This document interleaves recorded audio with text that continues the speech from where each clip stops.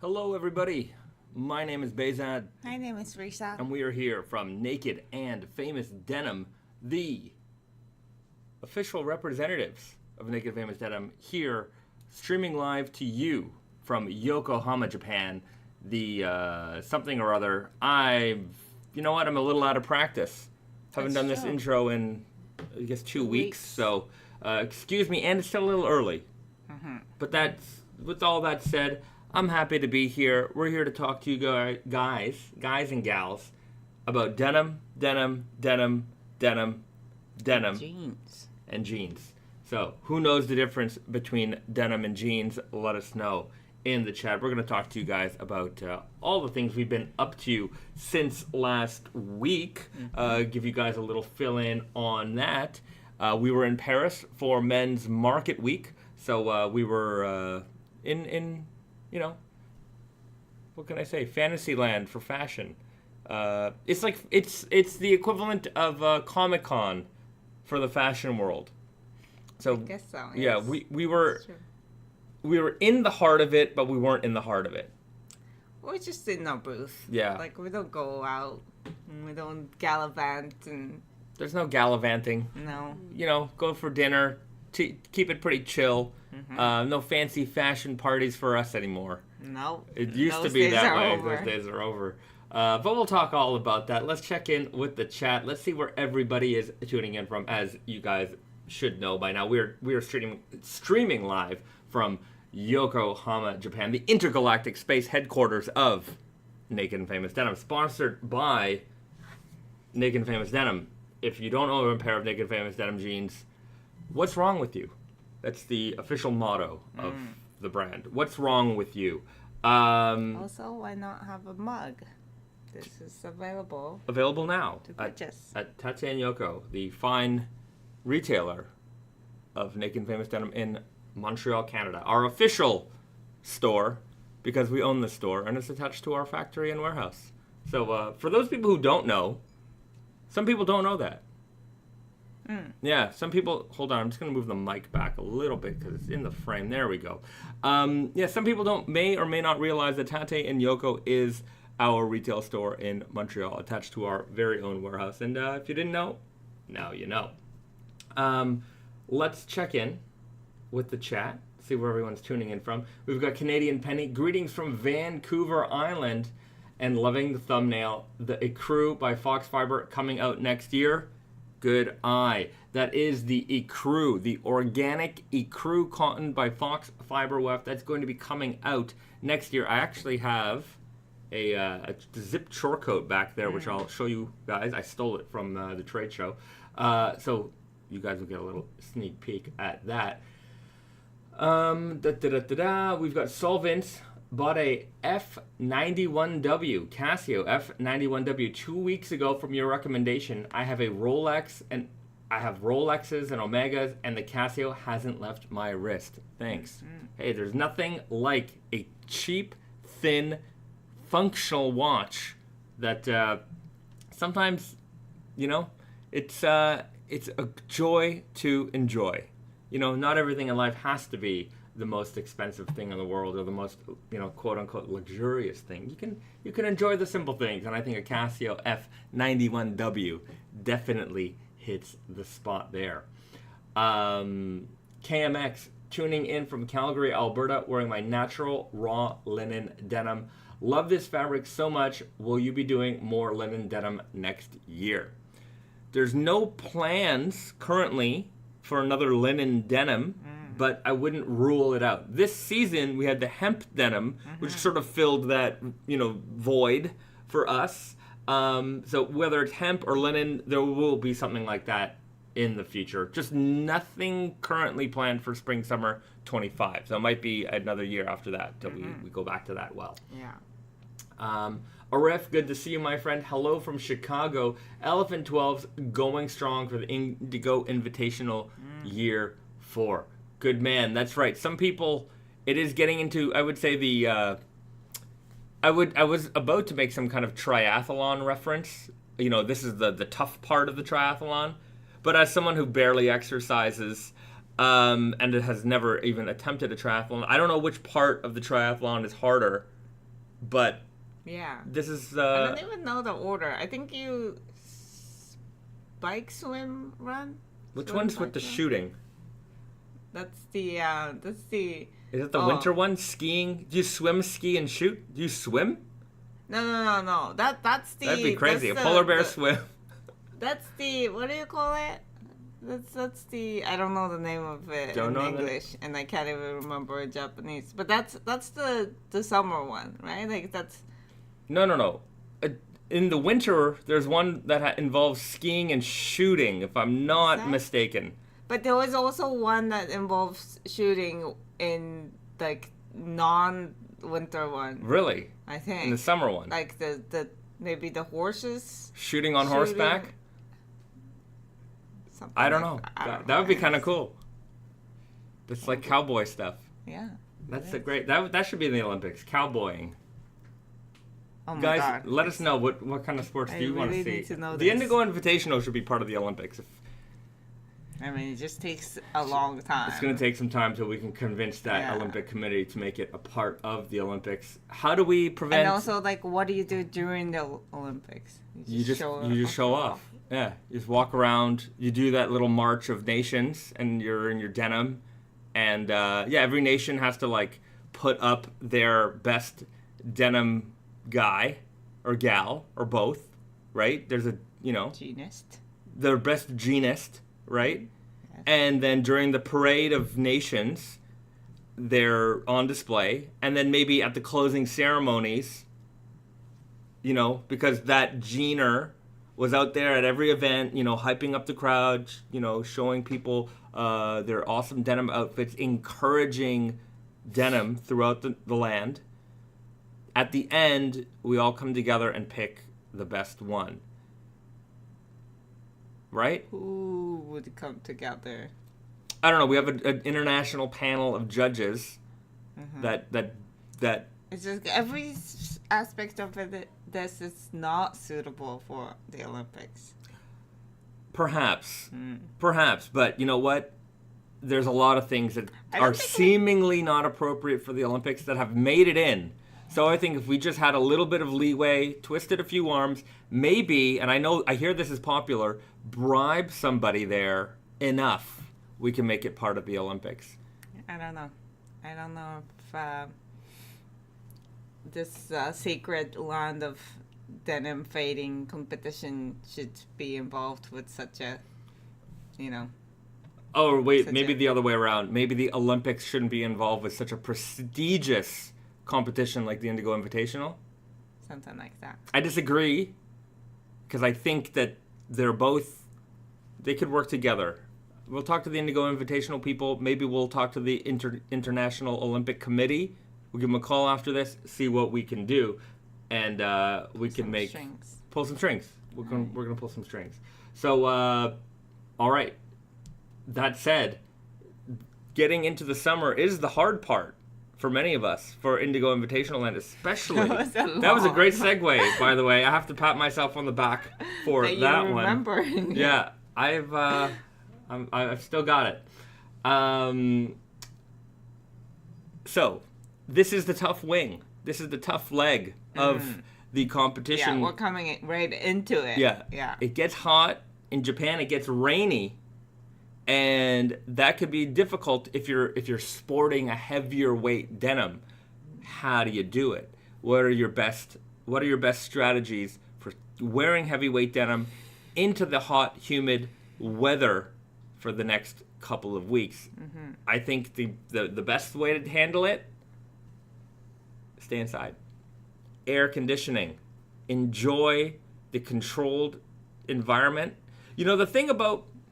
Somebody mentioned, I think it was our friends in Thailand, they mentioned to me why so many people are able to wear heavyweight denim despite it being so hot out there.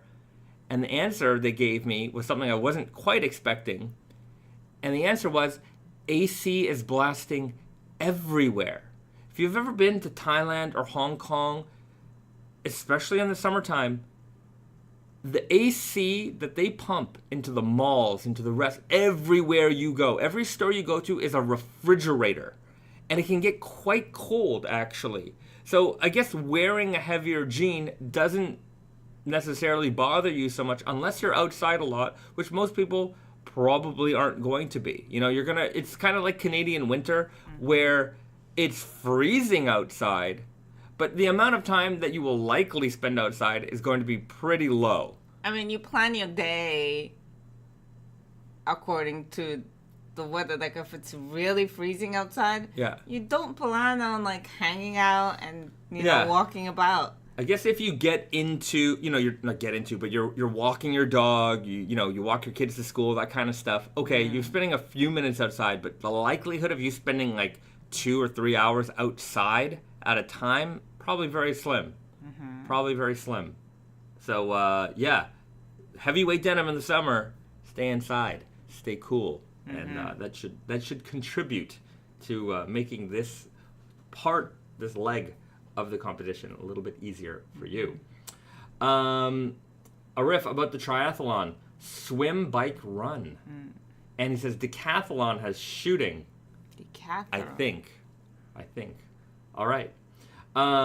Shang Style says, morning from Sydney, Australia. Hope you guys had a good trip overseas. Did you spot any interesting denim trends? The trends. Here's my views on the trends. There's not a lot of denim trends in our raw denim world, so to speak.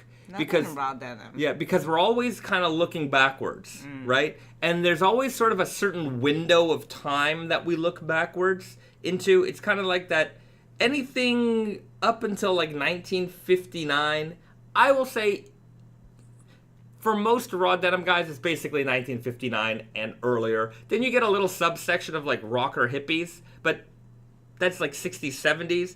80s, 90s is almost completely ignored in the raw denim space. There was no raw denim. Right. Because we invented, we as in the humankind invented washes. But I even mean like, you know, denim-y outfits. Like nobody's really pulling off those like... I mean, mom jeans were like a thing then. I guess, but like tight stonewashed jeans, I really don't see that as a thing. But it's very heritage or it's very kind of hippie rock. And even hippie rock is a little bit like, it's definitely a very small proportion of the heritage, like vintage denim folks. But I would say that the trend is that the streetwear guys are into raw denim. And that has brought a new audience over. And so to see younger people kind of mixing their vintage tees with raw denim and maybe just starting to get into this whole thing and discovering it for the first time, making mistakes, you know, wearing, you know, we have the strong guy fit, and that was meant when it was made, it was supposed to kind of fill a niche of like more heritage, you know, wide leg with like, you know, heritage boots kind of guy. But it's seemingly has fallen into the streetwear, like the streetwear guys are the ones predominantly buying that from us. And, you know, they're coming from like, maybe they see the high fashion runway, super baggy jeans, they're $2,000 and they come to Tate Nyoko, or they come into Naked Famous Denim NYC and they're like, well, these are $180. These are a way better price and better quality. So we're getting a lot of those guys in. Now, some of those guys might be transient. You know, they're on one trend and then they'll be on to the next trend. But I would say that there's always a certain percentage of any wave that comes by. There's a certain percentage of people that stick around. So to me, that's kind of the trend because, you know, it's this new wave of you know, fresh blood, I would say. They're wearing baggy. Let's see where it goes. I think that some people are going to start off with strong guy, get to true guy. They're going to stay and land there for a while. I think true guy's got like a good, I don't know. You know what? I think it's got a good long life ahead of it in terms of it being like the mainstream fit, a wider, it's not a wide straight, but a more regular straight. Yeah, non-tapered. Yeah, fit. Non-tapered fit. But when is or are we going to see a skinny jean revival again? Is that going to happen? Not anytime soon. Like, you know how like everything just goes in circle. Like it eventually comes back to it. But I don't think it's going to be anytime soon. People are still wearing the skinny fit from the previous cycle. Yeah, like still. it's not dead. It's not dead. And I don't think it's ever going to be dead, but I think it's just that there's enough people who haven't what I find the trend of like looser and skinnier fit is just that like when by the time the most people get out of the skinny fit and this like wider fit becomes normal, that's when the trendier people just goes back to skinny fit because everybody else is wearing wider fit. So it hasn't happened that way yet. Or will it ever be top of the pack again, or is it just part of the stew of life? I think it will just be a main fit again. Right. I don't think we can avoid that. I don't think it's going on because I do think the silhouette fits a particular body type. Like if you're a slim build, a slim fit works really well for you. Yeah, but the thing is just that kind of mainstream movement. It's always going to be like it doesn't really matter if it fits you. It's just like that's true. You know, just this same thing as like high rise, low rise, right? Like that also comes and goes. Everybody wears low rise, whether they should or not. They would wear lower rise at some point, and then there's just like everybody's meant, you know. Like, but I'm thinking, higher rise. I'm thinking like like skinny jeans were the prominent, whether it was your physical, like whether it really suited your body type or not. Skinny jeans was the top of the pack for like a good, I'm gonna say, 13 years, maybe 15 years. That really dominated the space. Before that, things we either had I would say in the 90s, it was, and I'm thinking like, you know, once hip hop kind of came around, I mean, it came around in the 80s, but it really came to its, you know, golden era. I'm gonna claim golden era 90s. The baggy jean wasn't just a trend. It was that was really the only thing you could buy. There was nothing. You went to I always think back to like that scene in Clueless where the girls are like critiquing what the boys are wearing, and all the boys are wearing ridiculously baggy jeans, and that was it. If you saw a group of boys playing on the field playing basketball, you know, in high school, junior high, whatever, that was the only fit of jean that was there. Right? Yeah, to be fair, the skinny face, the height of skinny face, that was literally the only jeans you can get. It's either really skinny or semi-skinny. Right. Or, you know, and then, somewhere in between. And then I would say that boot cuts and flares kind of came into their thing in the 2000s, but they didn't have they weren't top of the pack. No. They were very trendy. Yeah. The only time that was the top of the pack was like, you know, 70s, 80s. Right. That's true. And then it came back at that time, a little bit different. They weren't quite as flared. I would say that like even a small flare or a boot cut, they really came out a bit. Right? The boot cuts weren't like super flared. The super flares, I would say, were a little bit more like, I'm going to claim Diesel owned that space. With like, we had, when I worked at Diesel, we had a fit called Zathan, which really just, we sold those all day, every day. And it was sort of like what can I say, Eurocentric fashion person, right? Somebody who really liked that Italian style. We sold a lot of flared jeans to them. So a lot of flared jeans to them. But yeah, it wasn't like the 70s where everybody wore flared jeans. That's true. So maybe it's a thing where these fits, they establish themselves. They may fall in popularity a little bit, but they never really go away. They're just kind of there, around and there. But maybe I would say that, like the bell bottom, that's not coming back in any big way. Yeah. And maybe the ultra skinny isn't going to come back in a big way. They'll be around. I think they will. I don't know. I think they will. But we probably won't see that for a long while, though, regardless. Right. It's interesting to see how these things come and go. You know what I think was weird was that, you know, flare jeans came back for women a lot before it came back, it came back for men, right? This time around, Yeah. like, maybe 5-7 years ago, like women started to wear flare jeans again, and that didn't like. That was a little trendy, and people still do wear flare, but it didn't come back as big as I thought it would. Yeah. Women's trends, they're so all over the place. So, and they're fast so fast these days. Yeah. So the flare didn't get the time to be, like, a thing again, I feel.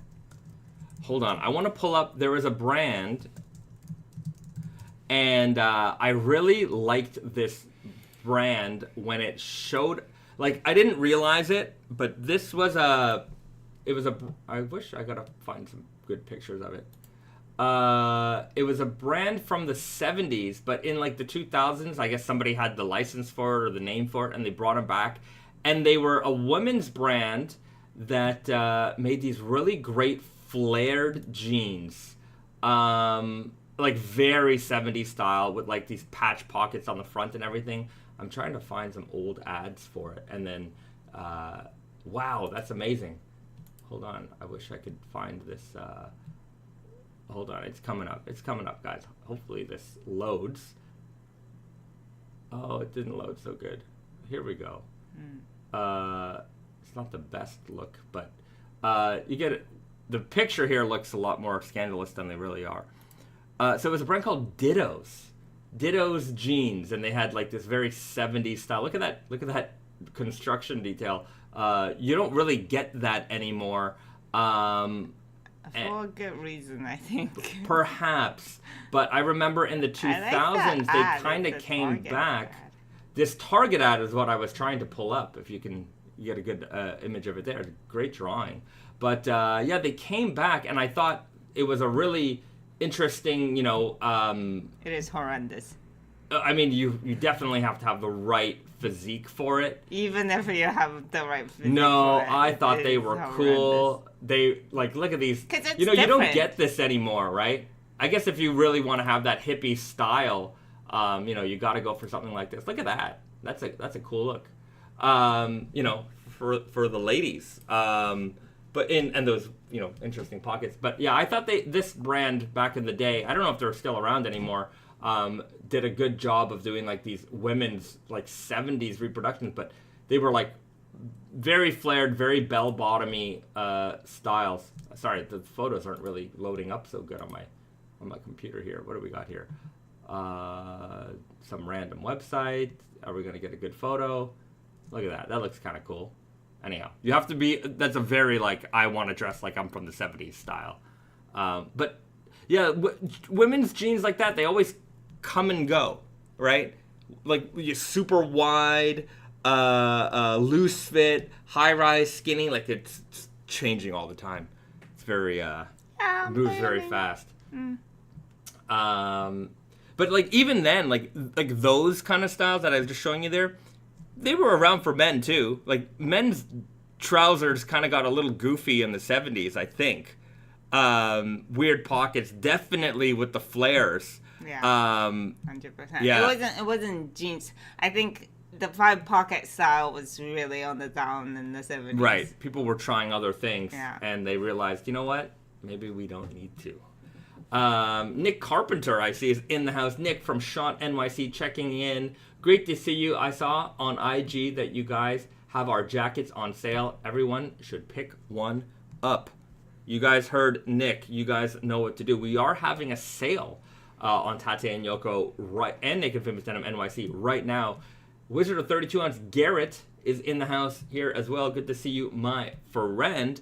Let's head over to Tate and Yoko, pronounced Tate and Yoko, pronounced Tate and Yoko, and see what's going on right now. So here we are, tateandyoko.com, the headquarters, the retail division of Naked Famous not here, but there in Montreal. Americanada Day sale. 4th of July, July 1st, coming together, as I always like to try to put us together. We're having this sale, and there's a lot happening right now. So if you go to tatenyoko.com, you see Americanada Day sale. We've got all the things that are happening. 15% off the Naked Famous Denim Spring Summer 2024 collection. So everything that came out in the last 6 months or so, except the MIJs, on sale. 15% off. We've got 15% off most of our, I think practically everything here on our third-party brands. And then we have some awesome, what's going on here? We have some awesome markdowns, 30, 50, and 60% off our existing sale items. So anything that was 20% off is currently 30% off. You can see that 20, I should probably fix that. But it's our 20% off collection is actually operating at 30% off. Now, sizing is starting to look a little bit scarce, but there's still some goodies in here. Wow, sizing is starting to get real scarce. If you're a small person, definitely time to pick something up. But there's a lot of great options here. Wow, we're really getting scarce. I guess a couple days into the sale, that's what happens. Geez Louise, let's see what we got over here. I was about to go through like my favorite picks of the sale. This is definitely one of them. 32 and 34 and Weird Guy still available. $149 on the Ecru Frankenstein denim, or the undyed Frankenstein denim. You don't want to miss out on that. Year of the Dragon Chinese New Year. Looks like a couple of pieces popped up. Sizing is a little bit sparse, but you know what to do. Lightweight, easy for the summer. The Craftsman Selvedge. So I would say that this section has got a little bit more for you to work with. Oh, there you go. Especially the True Guy Broken 12 Slub Stretch Selvedge. Can't go wrong with that. Easy all year wearing jean. So browse through the sale. There's a lot of options here. And maybe there's something for you. Maybe there's something for someone you love. But if another thing to keep in mind is if you're looking for shorts, now's a great time. You know, I would say that, you know, do whatever you want. If you like a fabric and you want to wear it as shorts, do it. But just get a pair on sale, right? If you find something in your size on sale, save some money, get the shorts. The alteration is free. Now you've got some jean shorts, you know, that are much better priced. Like if you're a super guy, $29.30, you want to get the Step Up Selvedge, $77 plus the free alteration. That is a good deal, my friend. Deal. Go to like all sale. Yeah. I just want to see if there's any strong guy on sale. Let's see. So this is how you find it. You just find no strong guy. No strong guy on sale. So there's no strong guys currently available on sale, but there might be some true guys. Let's see what we have. Here's some true guy options for you. Biggity Bam. Get in there. Even the hemp, it's still a little pricey, I'm going to say. It's the pricey jean from the start. But if you want some other options, there's a lot here to pick from at some better price points for you. So True Guys starting at $137, $33. That's probably the best size in the lot for most people. If you're a bigger gentleman, we have some options for you. And again, great deals. There you go. Just check out the sale. Oh, I was about to say $108, but sold out. $133 for the True Guy Black by Gray. We've got all your sizes available. Most of the popular sizes are here. So check it out. A very easy way for you to get into shorts or enjoy some jeans at a discounted rate. Just so you know, anything in the 15% off land will go back to regular price. After July 7th, so the last day to save is July the 7th, and anything that's 30 and 50% off will go back to being 20 and 40% off after July 7th. So take advantage while you can. Sizing is, we have and we don't have, so you just got to browse and see what you can find. Pocket tees, you know what? That's another good option for you to check out because, the older season stuff, even though it's, I would say that it's really hard to distinguish one season from another here in Pocket Tee land. Maybe if there's something that you particularly like, it might be a little bit pricier, but bro, $17. There's some real deals here to be had. Great. You're going to wear these all the time. And just because a pocket tee with a flannel pocket is a little bit older in season doesn't mean it's any less good. So get in there, grab a handful of pocket tees. You're going to wear these forever. Probably not forever. That's a bit of an overstatement. But check it out. There's some sizes. Everyone needs a good pocket tee, and we make them every season. So, eventually we got to make some room, move the older stock out, and they progressively get discounted. So they're all the same, whether they're $36 or $17. It's just that literally the pocket is the only difference, and really there's nothing trendy about these pockets. They're all classic. So it's just a matter of preference. Yeah, some of them has like a really nice Sashiko. This one. Yeah. Like some of these fabrics as a shirt is way more expensive than other shirts, but with pocket tees we got a flat price. So you get access to very nice fabrics and pocket tees. So go and check them out, enjoy them, and I've had many for many years, and they wear greatly. That's for sure. 17. I mean, sizing might be a little random at $17 land, but $21. I mean, go for it. Get a pocket tee. Okay. Back to the chat. Philip Jones writes, "Let us filter the sale by size." I know, I hear you, but here's how you do it. Okay, so let's show you how you do that.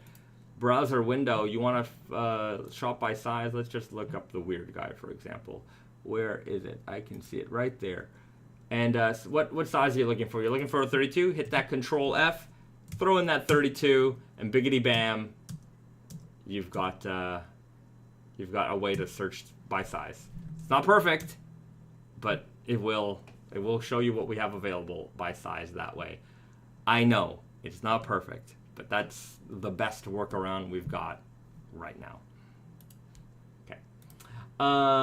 Canadian Penny writes, "Loving my Craftsman Selvedge people, already getting some electric blue fades."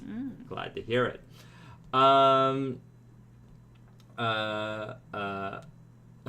Joey Decay writes, "I want the Craftsman so bad. I love me some pocket tees. I wear one every day." That's it. Joey Decay also writes, "Why is the heather gray 10% poly? Oftentimes, when you see a heathered garment knit, it's usually with a polyester, and that's how you get that heathered look. The poly is what makes it inconsistent in color. Not always, but that's generally how they achieve it." BD writes, "My wife has taken the heavy denim challenge and ordered her first ever heavy jeans, the Elephant 12 Classics. One of us. Nice. One of us. Nice indeed. It's I saw that. I think maybe we're sold out of Elephant 12 Classics. Okay. Well, you might have got one of the last ones there. Maybe. I hope she enjoys them. And I'm looking forward to seeing some heavily faded ladies' jeans. I would like to make some of that. I don't think we have any we have some of your jeans, but in the denim wall at the office, I don't think we have too many super heavily faded ladies' jeans in the collection. There might be a handful, but I can't think of any. No. Can't think of any offhand. Even mine, it's not on the wall because it can't go on the wall. My face are so sorry. It's just I don't know. I wash it constantly. I just never stay in one pair. Though, my longest wearing pair is the first classic sample that we made in 2016. And I've been wearing it. I still wear it. I wore it this week, for instance. Right. And it's just so... It's faded because I've washed it so many times. But it has no, pattern to it. There's no more of a general fade. Right. Tyler writes, "I wore my Strong Guys for the first time to a hangout with friends, and they caught on fire. LMAO. Spontaneously caught on fire, or were you a little too close to the fire?" I haven't had too many complaints in all my years of our jeans spontaneously catching fire, because they don't. But I can imagine if you're a little too close to the fire, how they might catch on fire. Yeah. Be careful, everybody. Be careful. Yeah, that sounds like a longer story, Tyler. Pedro writes, I picked up the True Guy Broken Twill Slub Stretch Selvedge from New York City. Gonna start skateboarding in them when they come in. Good man. That's a good jean to, do things in because of that stretch. You're gonna be able to be a little bit more active in there. Justin writes, spontaneous denim combustion, SDC. Yeah, not a property of our jeans. I can't speak for other brands. Ours are the jeans that don't spontaneously combust.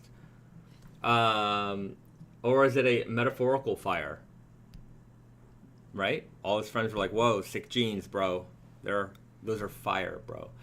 I do hate that term, fire, bro.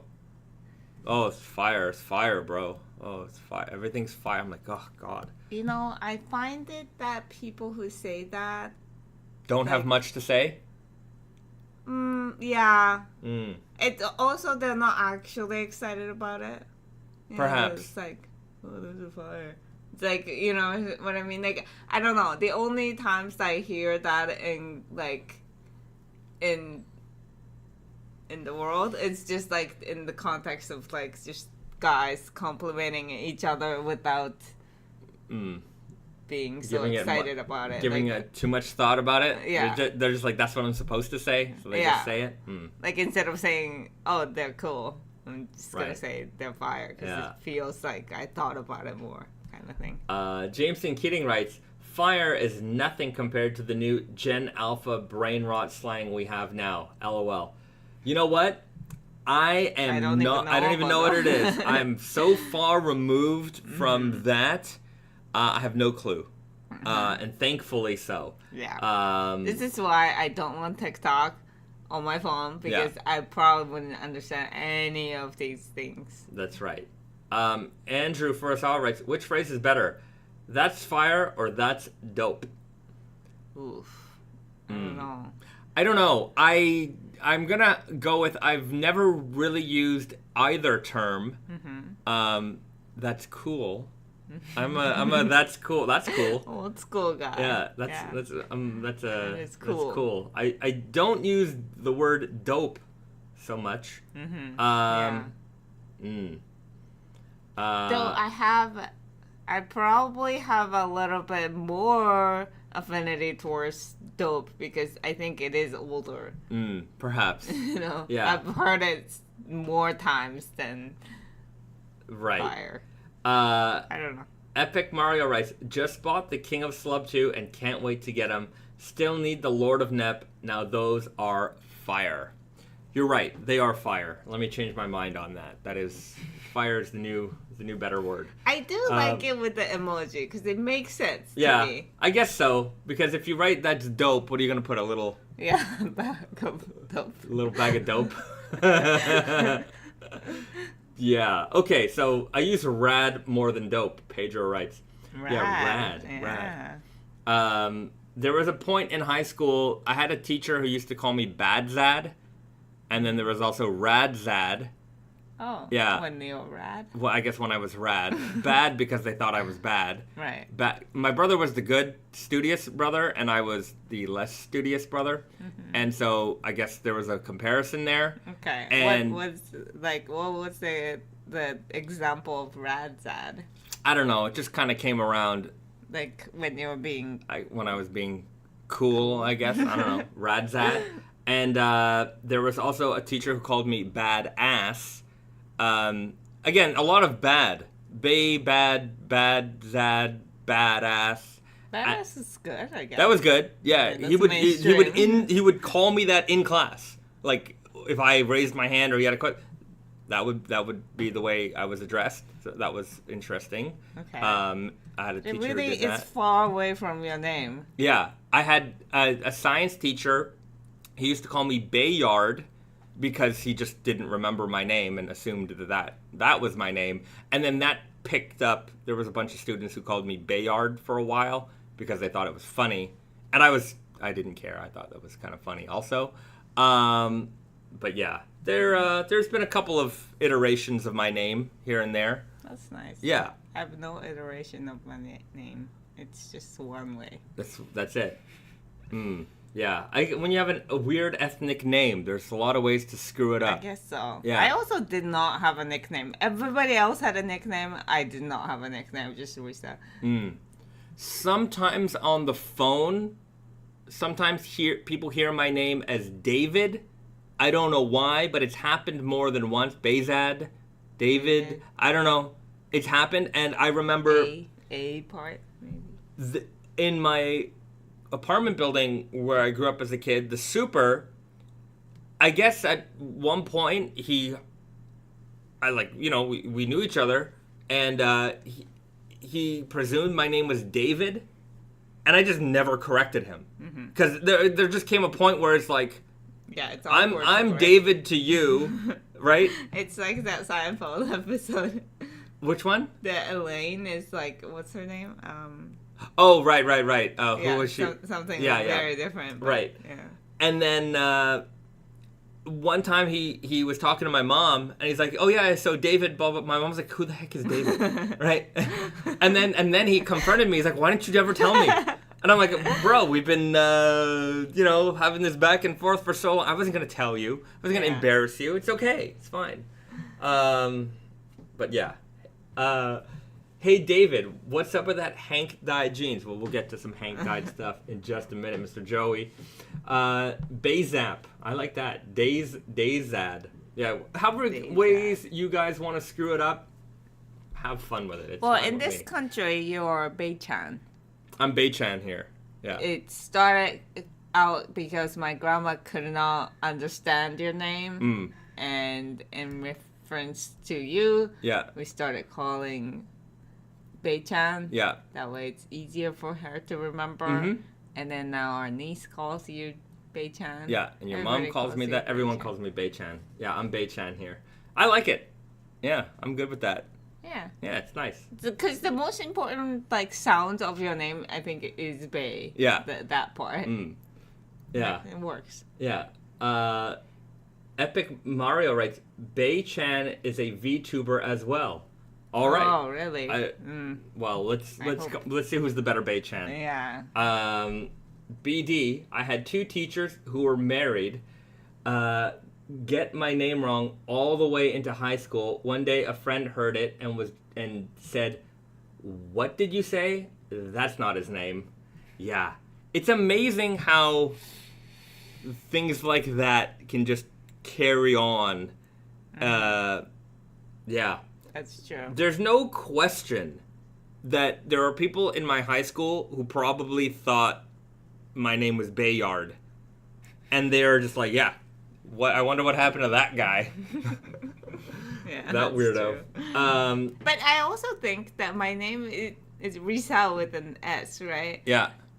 I had by far the most closest, friend that I had in America, roommates for years and years. He called me Riza. Oh, and he could not say S. Garrett calls me Riza. Garrett also calls you Riza. Yeah. It's just certain people, they're just they're wired in one way. Certain way. That's true. Mike Knight writes Susie. That's right. Elaine and Susie. That's it. Good memory. Okay. Pedro writes, I've gone to Chick-fil-A and I give them my name, Pedro, and they write it down as something else. This has happened multiple times. The name is always wrong, but the order is right. Yeah, anywhere. I guess it doesn't matter. Yeah, anywhere where they're requesting my name, I give them something that they're gonna get. Oftentimes, I just say my name is Jesus, and you also use my name if we're ordering together. Yeah, it's they're never gonna. I'm like, I don't want to say Bezad. They're not gonna know how to spell it. It's gonna be a whole thing. And you should say David. David, dude, I just say Jesus, and I've had it where they're like Jesus, and I'm like, no, Jesus. It's I've had it where they're like, they're trying to tell me what my name is. I'm like, if I tell you my name is Jesus, it's not Jesus. I'm not confused about my name here. Right? So some people don't like that. Some people don't like that, though. Because Jesus is a common name, but Jesus doesn't exist. That's not true. There's Jesuses out there. I'm sure there are, but it's not common. It's not as common, perhaps. That's true. And it's the only known guy named Jesus is that Jesus. Perhaps. So. But still, it would be weird to correct. It's like if someone, if someone says their name is Michael, and then they're like, even if in French they're like Michel, I'm like, no, it's Michael, right? The names don't translate, I do remember in I don't know. I think it does though. In certain contexts, it does. But if I'm introducing to you, you should follow. Yeah. Yeah. If there's this like thing about you have to call, you have to like refer to somebody as like their chosen pronouns. Yeah. Then before that, it has to come to a conclusion that name cannot be corrected. Correct. Yeah. If somebody gives me your name. Yeah. It's not like you're telling me your name is like Boeing 747. I suppose it could be, and I might question it later on, but I'd be like, all right, Mr. Boeing 747. Is there a last name to that? Oh, no, 747 is the last name. Got it.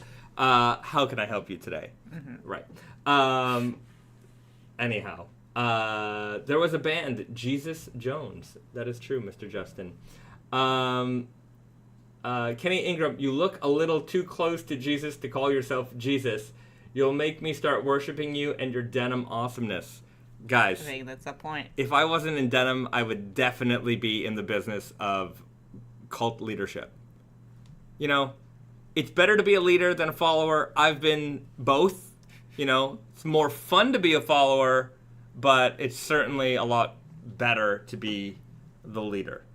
You make more money. You make more money as a leader. So, anyhow, the way this American election seems to be going, I might just be president next. So if I just throw my name... Guys, if you guys are wondering who you should vote for, just put the name Bezad in. Spell it however way you want. Bezad, Baychan, David, doesn't matter. Let's see if we can make me American president. I would certainly do a better job, I think. Who knows? It'll be the bar is very, very bar is, guys, if you haven't considered running, it looks like anybody can win at this point. So just throw your name in the hat, or throw my name in the hat. Let's see if we can make a non-American president in America who doesn't even live there. Nobody knows like who they're voting for. Yeah. But it would be interesting, like, social experiment to just have this random person's name, just, like, no last name. Yeah. Right. Who is this mysterious Bezad? Perhaps. Or... Is it also still how it works, though? I think like, how to vote? Like, you write their name down? Or you can write someone in, but the question is, if enough people write the same person in, do they actually become the president? Is that how it works? No. Not how it works. That is not how it works. Is it not? Because you have to be on the ballot, right? No, but there's a space, I think, for writing in. Free space? I don't know. I've be creative kind of thing? Yeah, creative space. Like if you want to write Dwayne The Rock Johnson or Hulk Hogan, which I think would be, that tag team would be great. Just WrestleMania 18 as president and vice president. Or even Hulk Hogan as Secretary of Defense. That would just be, it's like, guys, you want to see what's going to happen when Hulkamania runs wild? Yeah, you tell us, you Americans. Yeah. Let us know what the thing looks like. Is there a free space for your... Yeah. Like, is there a creative space there on the bottom?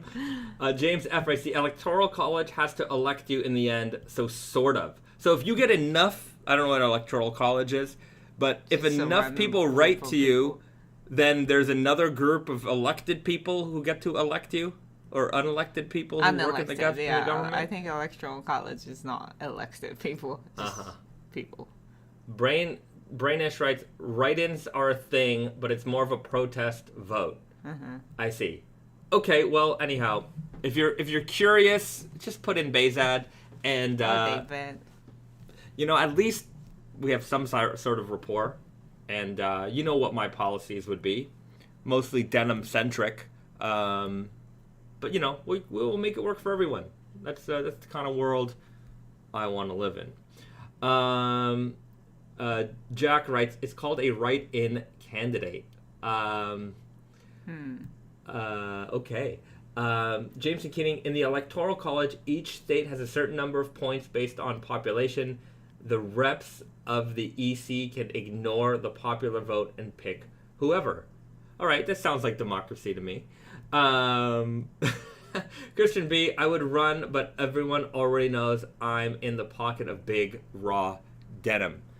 It's true. We're very influential in the political space. I mean, just it's undeniable the amount of influence that we swing in the political world, right? Pedro writes, Snowy the Cat is trailing Bayzad by 5 points in the latest poll results. Mm-hmm. I think what we need to do is combine forces, right? Yeah, because Snowy has some good points. He's got some good points to be made, but he's also have some weaknesses. Yeah, he sleeps a lot. He does sleep a lot. He cannot deliver a good speech. Yeah. So that's a little incoherent. Mm-hmm. But when it comes time to delivering, he's always on time. Usually early. So very persistent and persuasive. Yeah, when it's 5:30 a.m. and he wants me out of bed, he gets that gets done, right? When it's dinner time, an hour before, he is a antsy little pantsy. He gets that dinner every single time. If he wants attention, he's going to get it, right? Mm-hmm. If you're giving something attention that isn't him, he's going to make sure he's front and center. So he does have a lot of strong points.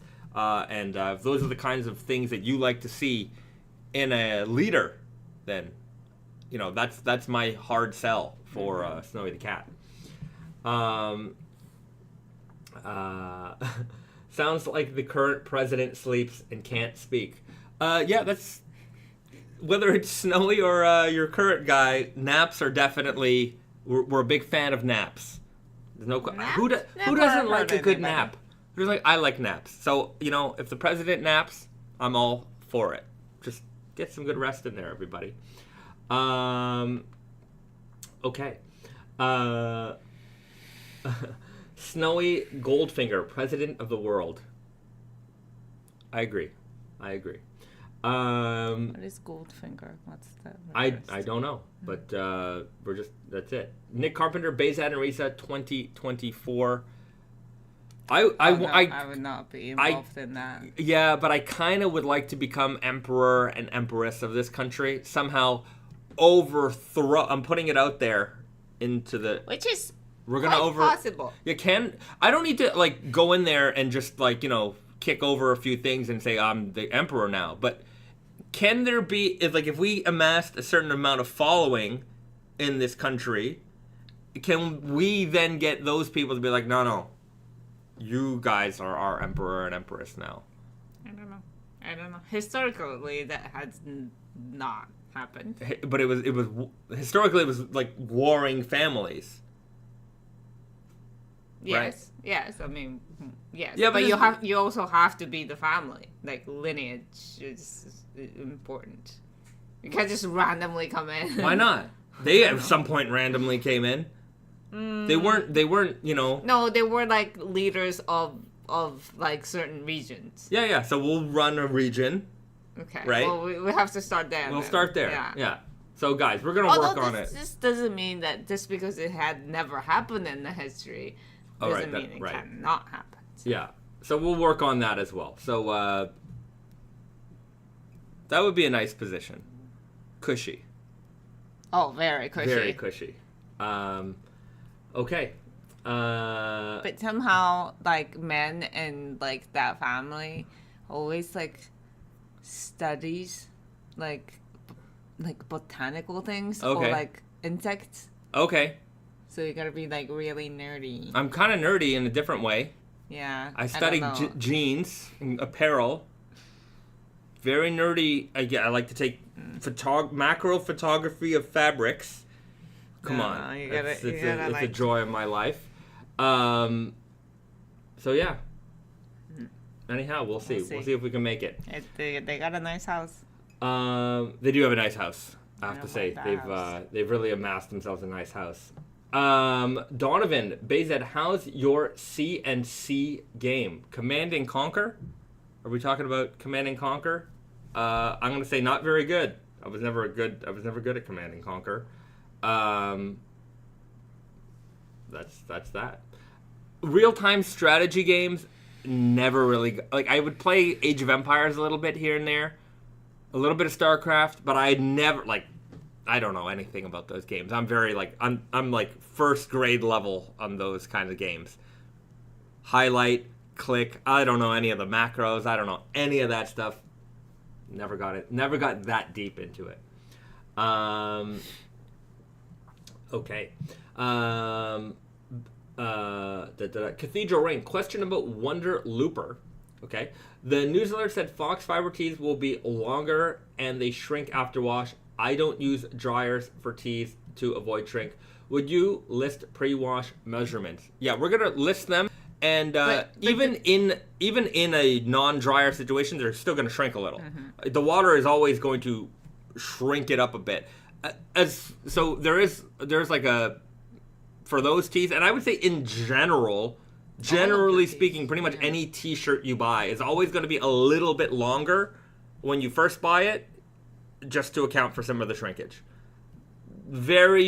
Not like they always shrink a little bit. It's never that much, but it's always just enough to cover the shrink. Mm-hmm. So, yeah. You could also, like, the thing about knits is that you can always stretch them out. Yeah. They like, even if they, like, on paper shrink and, like, you know, you take it out of the wash, you put it on, you know, you lay it flat. But they're always going to, like, numbers-wise, they'll shrink a little bit, but if you tug on the fabric a little bit, it'll... Yeah, it's really hard to, like, you know, have the measurements with the knit fabrics, because it's not like woven where it's like, okay, you put it on, and, you know, if you wore it for an extended period of time, like, you know, a month, like, obviously the jeans are gonna stretch out too. But, like, with T-shirts, you put it on once, and it's going to stretch out because just by, like, the movement of taking on and off, so that, like, you know, you can't, like, say you buy it, and then you try it on, and it seems, like, a little bit, like, bigger than you thought, and then take it off and measure it, it's always going to be bigger than the measurements. It doesn't really... mean that it was bigger to begin with. That it might have just been the you gotta take the measurements of knit fabrics a little bit more loosely than you do with the woven fabric like jeans. There's also a lot, like with jeans, like if they shrink, there's only a certain amount that you can really expect them to stretch out, but with knits they stretch a lot. Yeah. You know, so you have a lot more give with the T-shirt. There comes to a point where, you know, if the thing is way too small for you, it's way too small for you. Mm-hmm. But it's not like a wool sweater where, you know, you put that thing in the wash and it shrinks up like that. There's like, depending on the material, like it's not going to come back, right? But with cotton and like a looser knit, like a T-shirt, you're going to get most of the shrink back. Yeah. So you just like the measurements guide is just like a general. Yeah. There's a certain point, like there's the like kind of pre-wash measurements. Mm-hmm. Then there's the post-wash measurements, and the post-wash measurements before you like try it on or wear it, they're always going to kind of be small. And then there's like a certain point that they stretch just with natural wear. And then there's a certain point that they will stretch when you like actually physically, you know, if you want to reshape the garment a little bit. So there's a couple of different things you need to kind of keep in mind there. But at the end of the day, it's not something, I feel like it's not something you have to worry too much about. Like if you wear like just Wonder Looper, for example, if you wear a large, you're gonna wear a large, right? Like, you know, the 2-3 centimeters here and there aren't gonna be enough in any direction to like be the difference between it fitting and not fitting. Right. That's it's never really the case. Like it's not like if you lost 2 centimeters in your T-shirt right now, does it not fit anymore? And do you not think that if you were just to tug the fabric a little bit that you wouldn't get it back? And also, like... You will. Also, like, you must have T-shirts that are different size in your closet right now. And they all, you know, like, you might have a favorite fit, but it's just... It's such a more... Especially with T-shirts. Like, I wear sometimes, you know, like, extra small and sometimes medium. It just depends on how I want to wear it. Like, it's not necessarily, like, this is the size for you. Yeah, also different fit. I would say even like jeans or shirts, you know, different fits for different occasions. Sometimes you have a bigger, looser T-shirt versus something that's a little bit more fitted that you might want to wear as more of an undershirt, right? Or unless you've got like great muscles and you just want to wear a T-shirt and just want to show it off. Show it off. You know, you worked hard, show it off. Go for it. So keep those things in mind, but I wouldn't. It's not as like precise as like jean measurements. Like with jeans, there's a certain window that you have, and then the jeans don't fit, and that window is a lot narrower than with a T-shirt.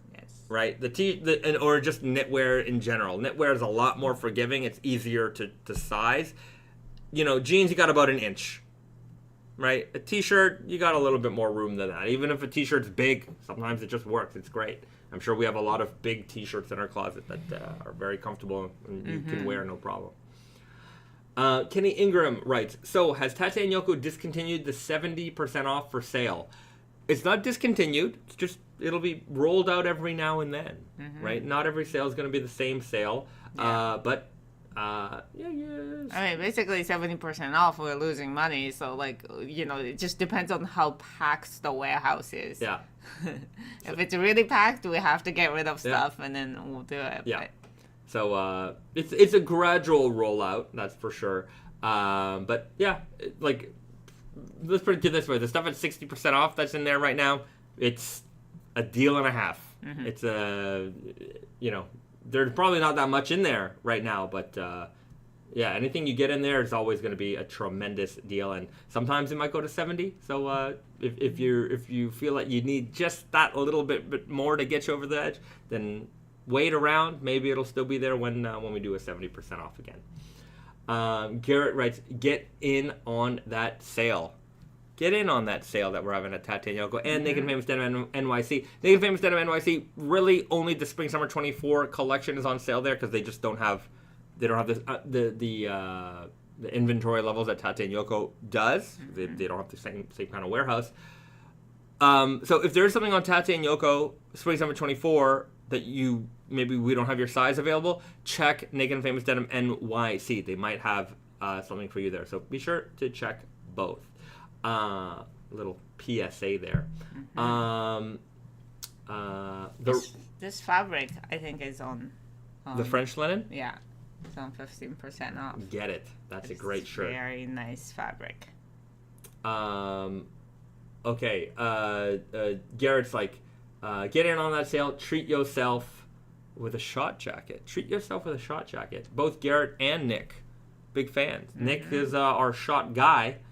I mean, at that, like leather jackets are pricier items. 15% off makes a big difference. Yeah, it definitely does. I know it might not seem like leather jacket weather right now as we get into the heat, but in 8 weeks-ish, you're going to start feeling that cool breeze of Mother Nature. Oh, I could have saved 15%. That's it. Yeah, I mean, I just feel maybe because I'm in fashion brain and our timing is a little off, but it's like winter is right around the corner. We just swung past June. June is gone. This is June 29th here in Japan. June is done. July is here.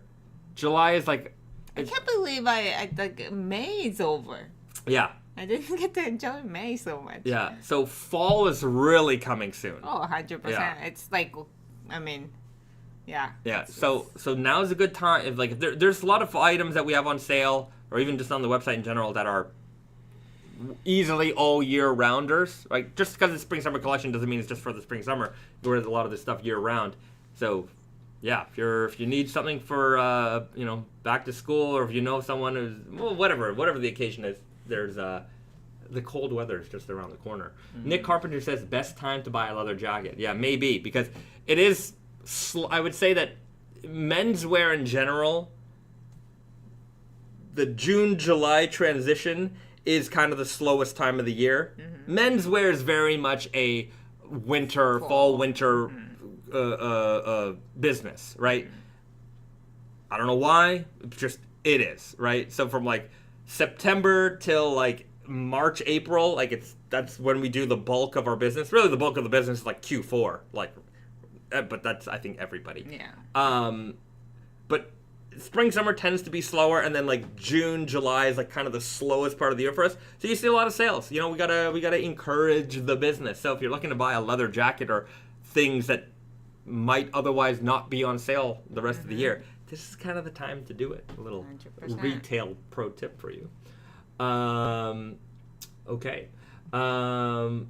Nick Carpenter writes, any previews of the Michael Myers fabric? Dying to see it. See what I did there. Yes, I did. Nick, I don't have it yet. I've been asking the team to send it over, but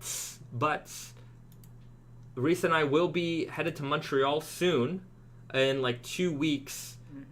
So I presume that by the time we get there, I'll have a finished sample, and we will show that off to you in person.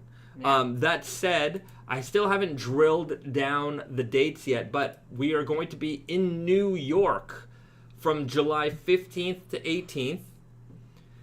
Not so much the 15th, because we're driving from Montreal to New York on the 15th. Yeah, and also probably driving back on the 18th. Evening. Yeah, so either 16th or 17th. Yeah. We'll have an in-store event. Yeah. So after, at 7 p.m., we'll close the doors, for business, but it'll be open for all the, Naked and Famous Denim, raw denim people in New York City to come hang out. It's just going to be a hangout. We're just going to chill, have some snacks, have some drinks, meet you, talk about jeans. You guys can see the Spring-Summer 25 collection. It's going to be there for you to see. You can touch it, you can feel it, you can take pictures, whatever you want. It's available for you to see. So if you're going to be around town then, Reese and I, everybody, the whole team, Garrett's going to be there. Drop in the store. Say hello. We'd love to see you. The 15th, maybe, I don't know what time we're going to arrive, but if you're going to be around on the 15th, probably closer to the end of the day, but yeah, we will be there. Shane is in the house. Shane from our New York store is here. He says, Shane writes, we can all hang out and chill and swag around. I have to say, Shane is single-handedly responsible for the revival of the word swag. He's just swagging all the time. Around. Yeah, he's just the swaggiest of all swaggy people. Swag. There's an episode of Workaholics.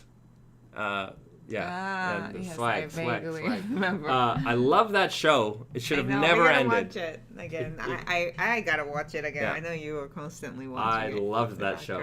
Yeah. Bring it back.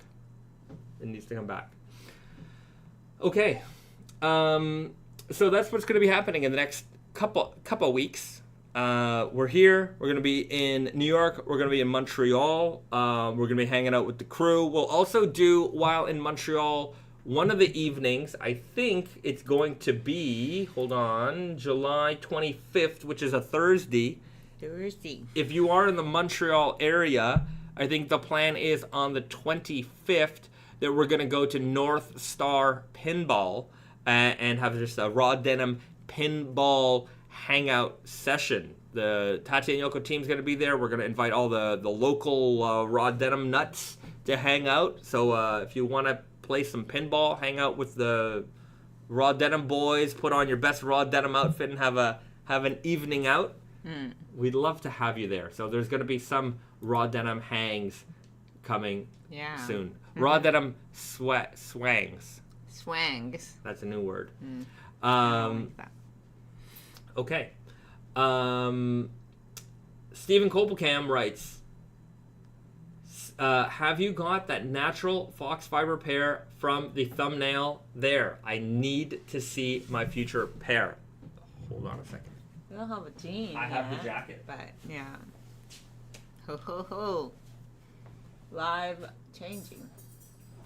So this is the zip chore coat in the Ecru.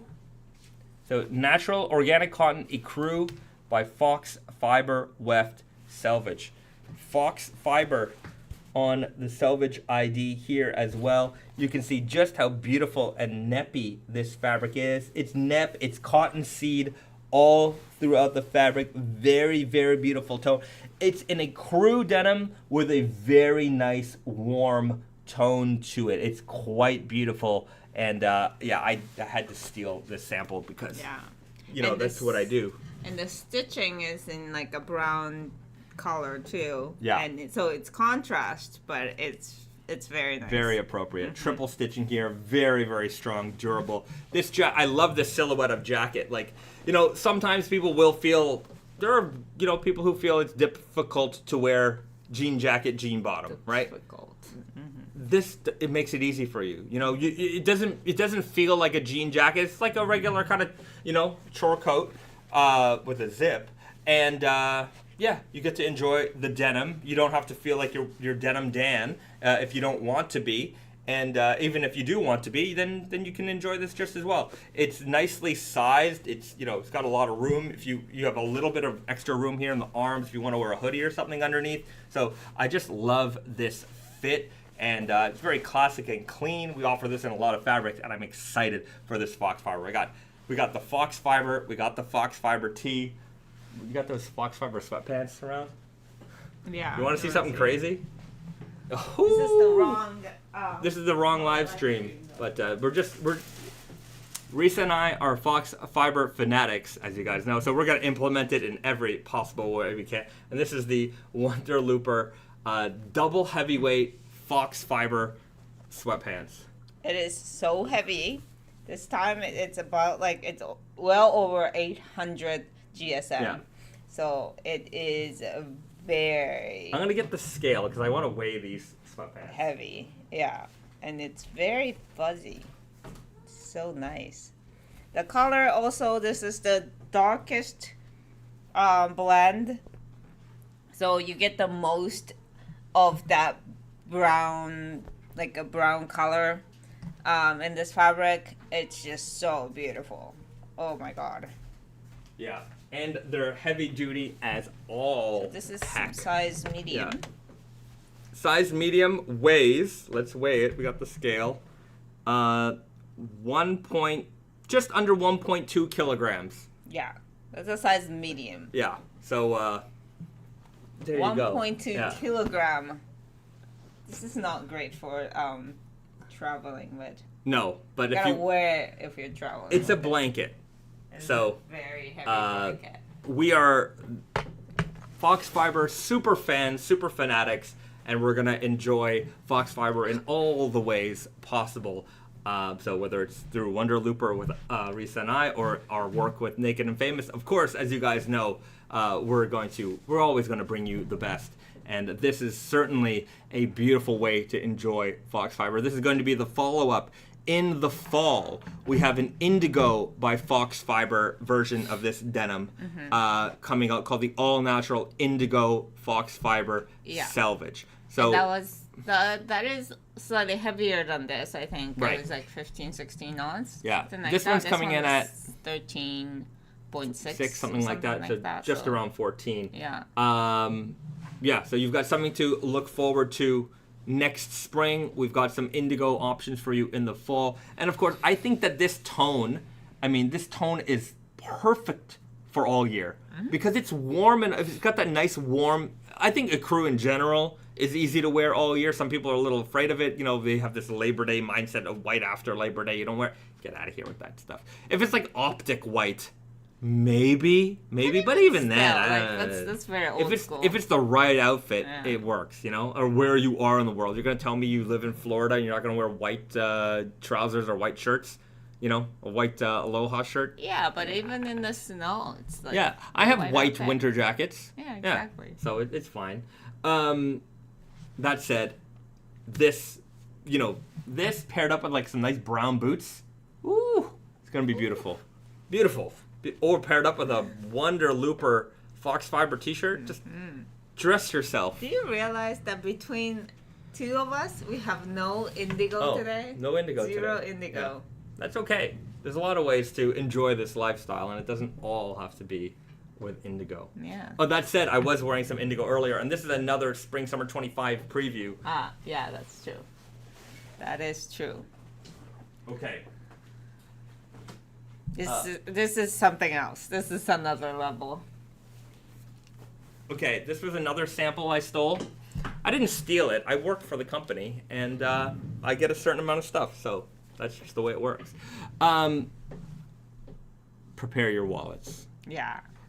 It's not as expensive as you might think. Considering how special this is, yes. Okay, so take a look close up at this fabric, and you can see it's got this beautiful Sashiko stitch pattern throughout the fabric. From far, maybe less noticeable, but from close, definitely a lot more noticeable. You can see it here. You can see this intricate pattern throughout the fabric.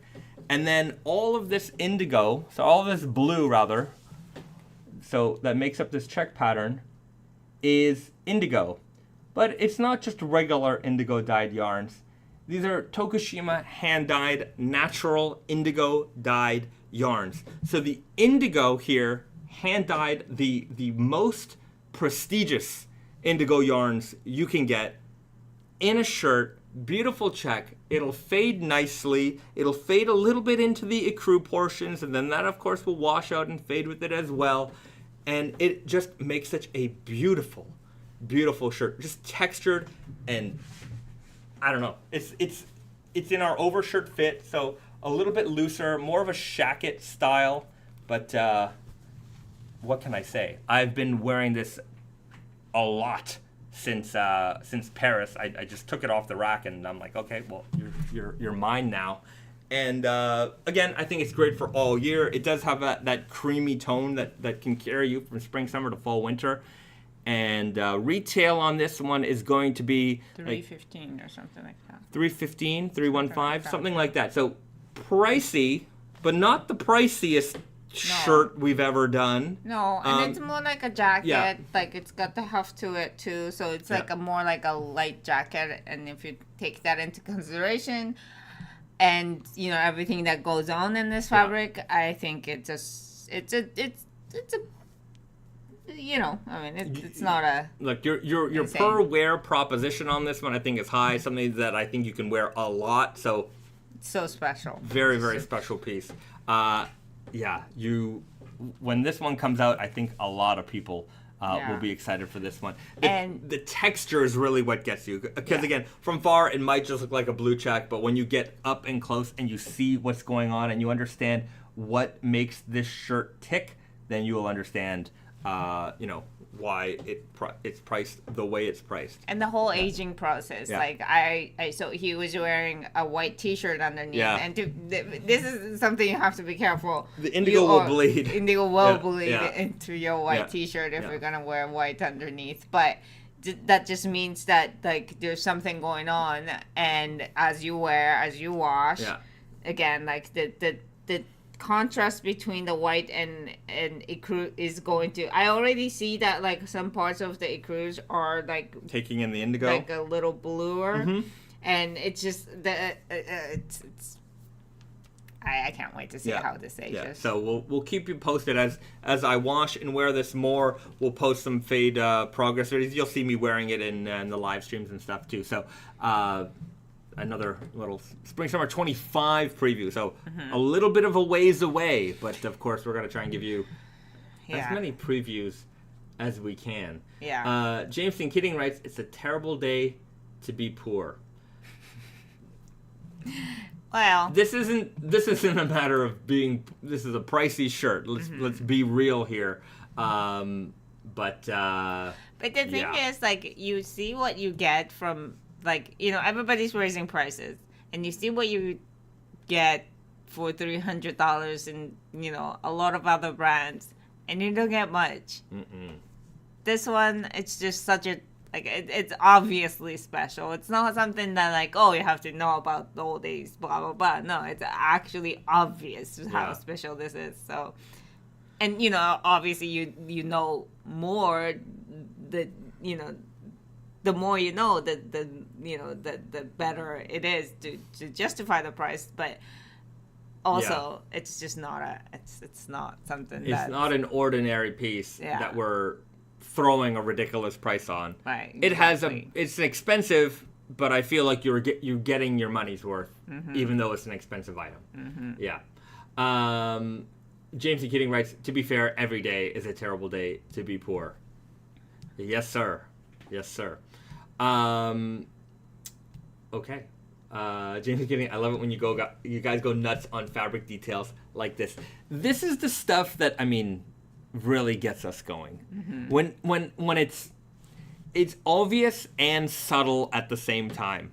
I like obvious for obvious reasons because it's easier to tell that story, but if this even was just a normal rope dye, it would still be a beautiful shirt. Right. 100%. But the fact that it's kind of overkill on this. It's not that it's subtle, it's just more deep. You know, there's more to talk about than what you can see, obviously, up front. Yeah. So it's just, there's good surface, and then you can go dig down and you can, like, find out more. And that's the part I think we like the most. Right.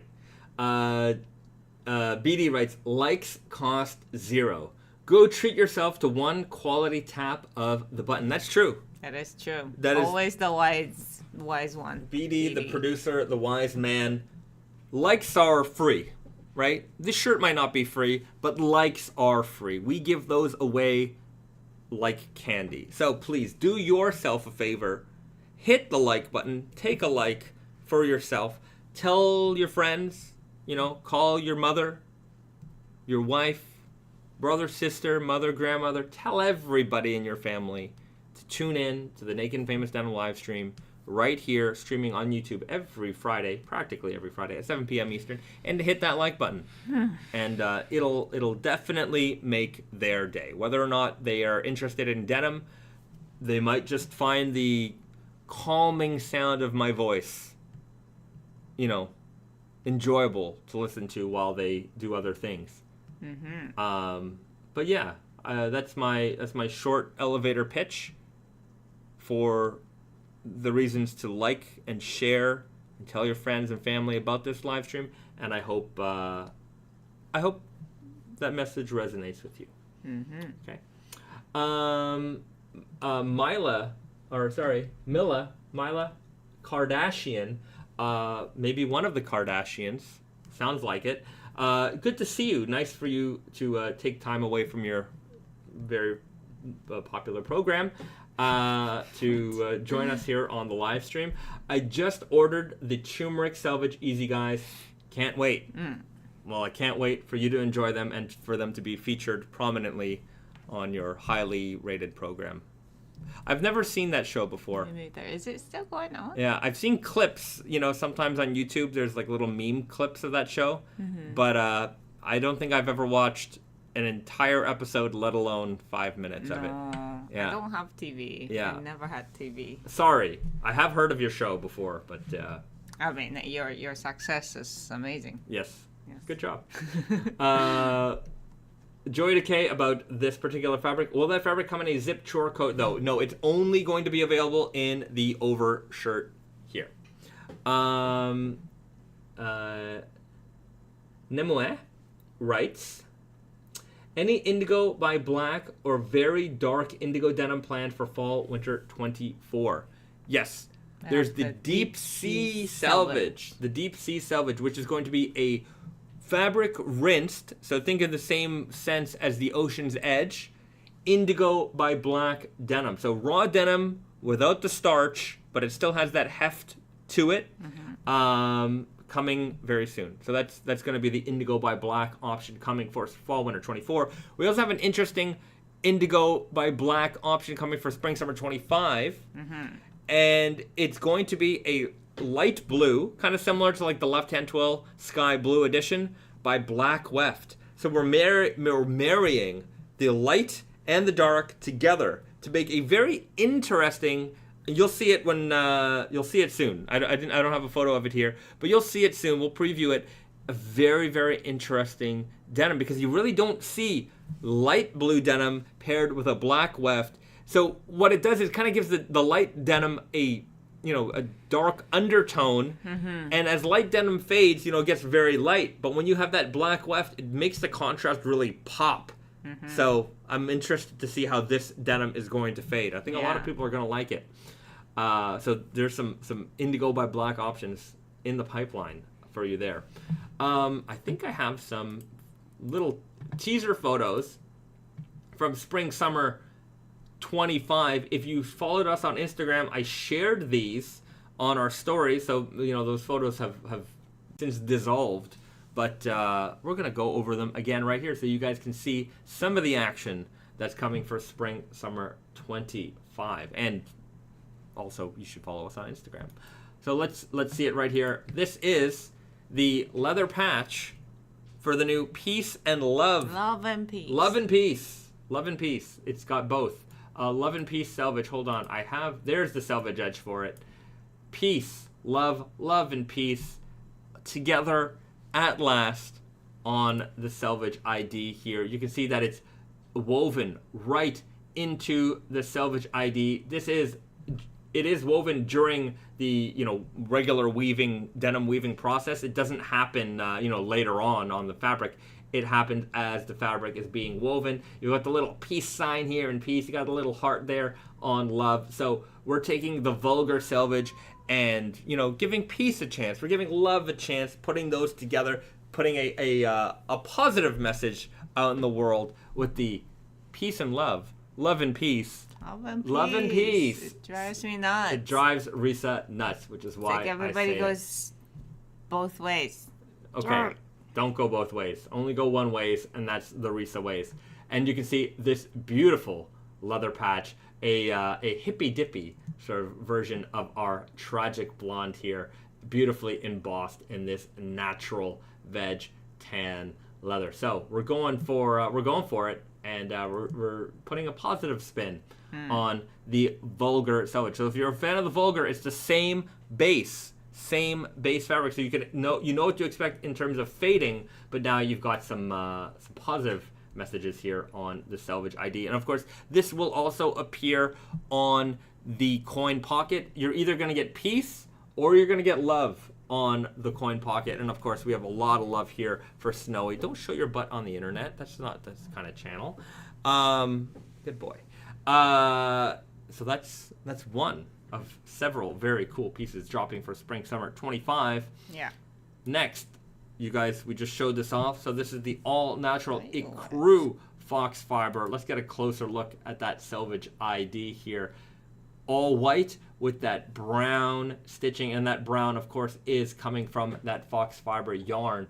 And if we can get a real, it's not going to zoom in that much, but you can see, even the slight different color variations of this cotton yarn, because of course it is naturally brown. It is not dyed brown. It is naturally brown. So there will be some variations here and there, and you can see some of that cotton seed and neps within the fabric as well. So a very, very interesting denim, and I know that you guys are going to love it because I love it already. And that jacket. It's definitely one of my favorites in the collection right now. Here's the front face of the fabric. Go ahead, you're about to say something. And people are asking if Love and Peace will be available in Groovy Guy. Yes, sir. So we have a Groovy Guy. It'll be the only new Groovy Guy of the season, and of course, it is appropriately in that denim. Yeah. So that is the all-natural Ecru Foxfibre. Then we have a new Indigo Sashiko. We call it denim, but it's not denim. It's a Sashiko. We just call it denim just cause, I guess. So this is going to be available. That's a debate. I guess is it a debate? whether it's denim. Yes. Yeah, I guess it's definitely a debate. We're not going to have that debate here because we've I guess won the debate by just stating and claiming it as denim. So it is denim. So if you like the Kiko denim, this is in a similar realm, little bit heavier weight, a little bit heftier, and you can see, and this is just from hanging on the rack, you can see that, you know, the indigo sheds very quickly on this guy. You're going to get a lot of visible texture as you wash and wear this jacket. It's going to be available in the zip chore coat, a regular chore coat, kimono shirt, and super guy, weird guy, easy guy, and true guy jeans. So you've got a lot of options here in this Indigo Sashiko denim. And then this is the high noon Selvedge. This is kind of a follow-up to the New Frontier denim. So a one-wash, unsanforized denim in a lightweight form. I think this one comes in at like 9.5 ounces. And we've got this kind of like cream-colored stitching that goes with it that kind of gives it a little bit more of a workwear style tone. So lightweight, rinse-washed, unsanforized. So it's going to have this great texture to it. It's a little bit hairier. The leg's going to twist just a little bit. So if you like the unsanforized, but you don't want to deal with the shrinkage, we've got rid of that shrinkage for you already. And check out this vintage-inspired Selvedge ID with the little tiny orange ticker here on the inside. And that's it. A very, very subtle, old-school Selvedge ID. I had to go from the archives. I had just looking through all my old denim references to come up with this. I didn't come up with it. I referenced some very, very old jeans for this one, and I think it came out quite nicely.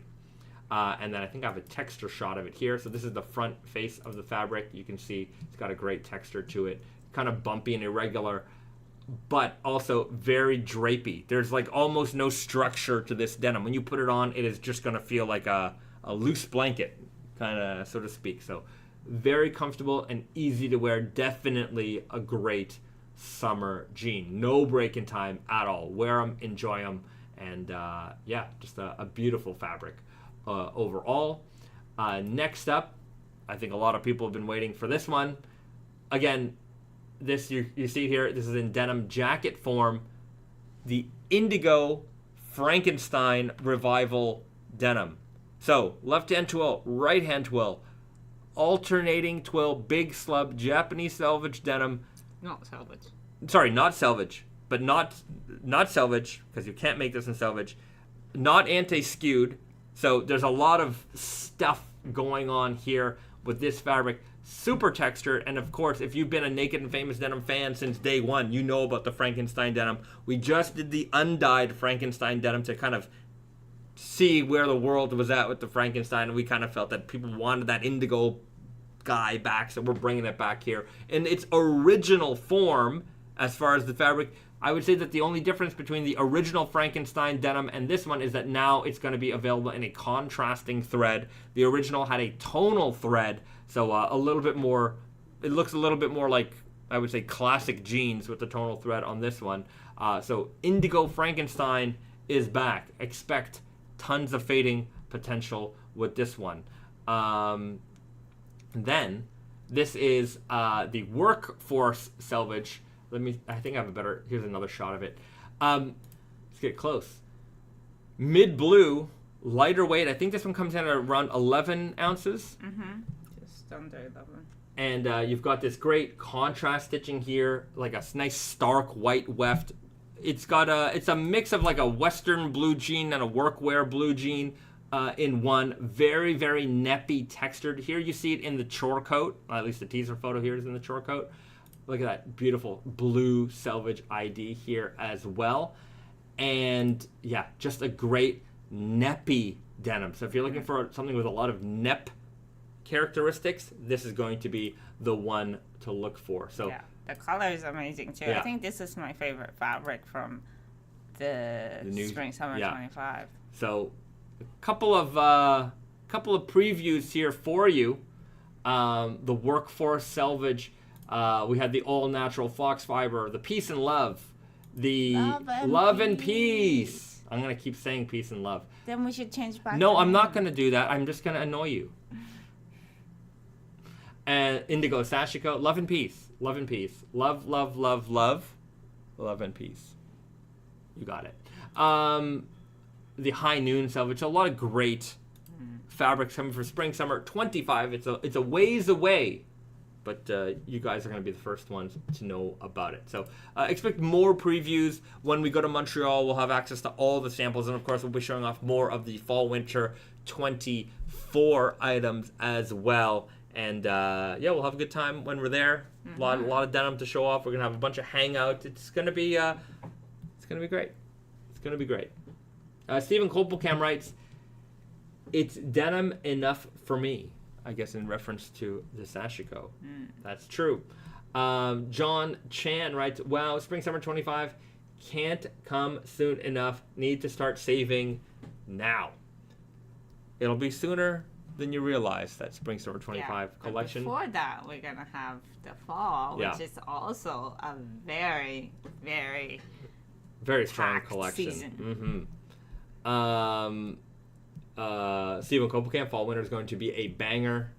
You know it. It's going to be fire, everybody. No, it's going to be fire. Hot fire. Dope. The hottest, dopest fire. The raddest, dopest fire you've ever known.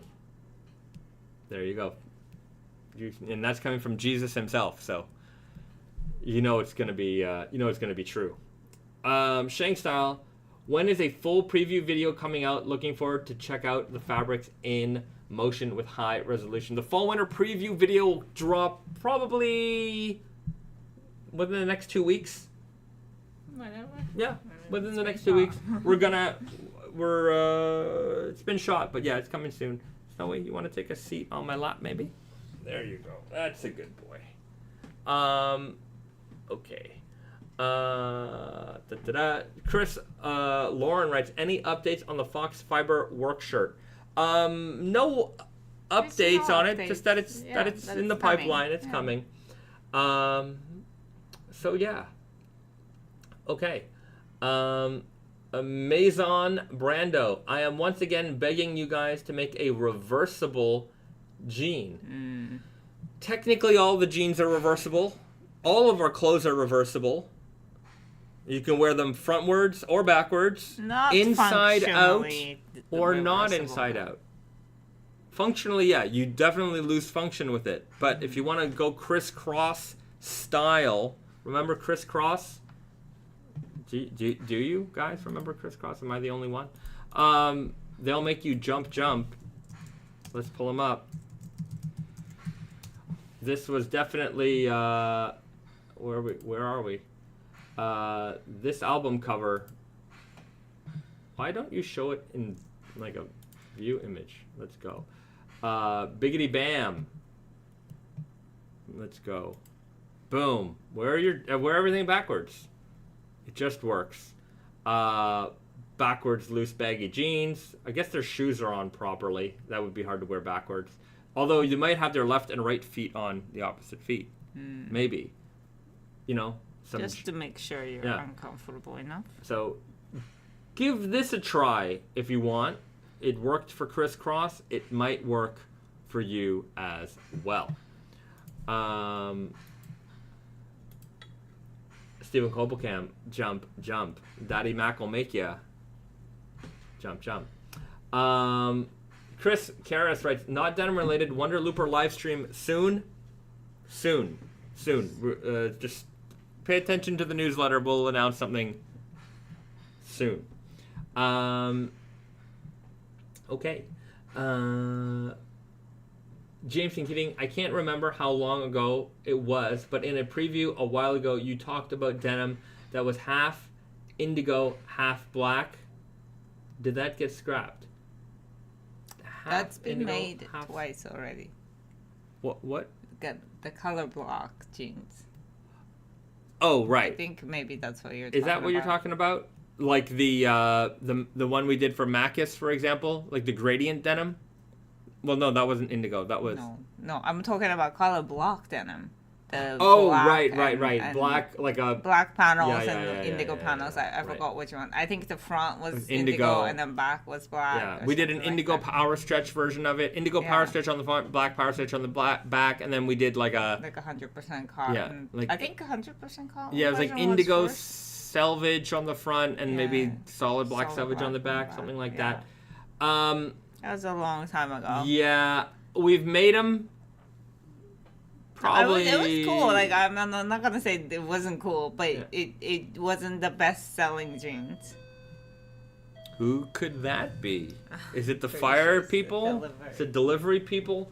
Is it Garrett? Garrett, are you here again? We don't know. Let's see. We always get a mystery here. I think it's delivery. Yeah. As far as the Colorblock denim goes, yeah, the thing is, I think for the people who wore it, I think Risa, your mom even had a pair.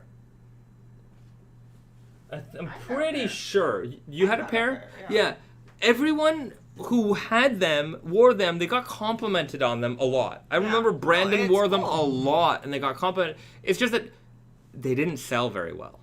It wasn't like the most. I think it was maybe a little bit too experimental.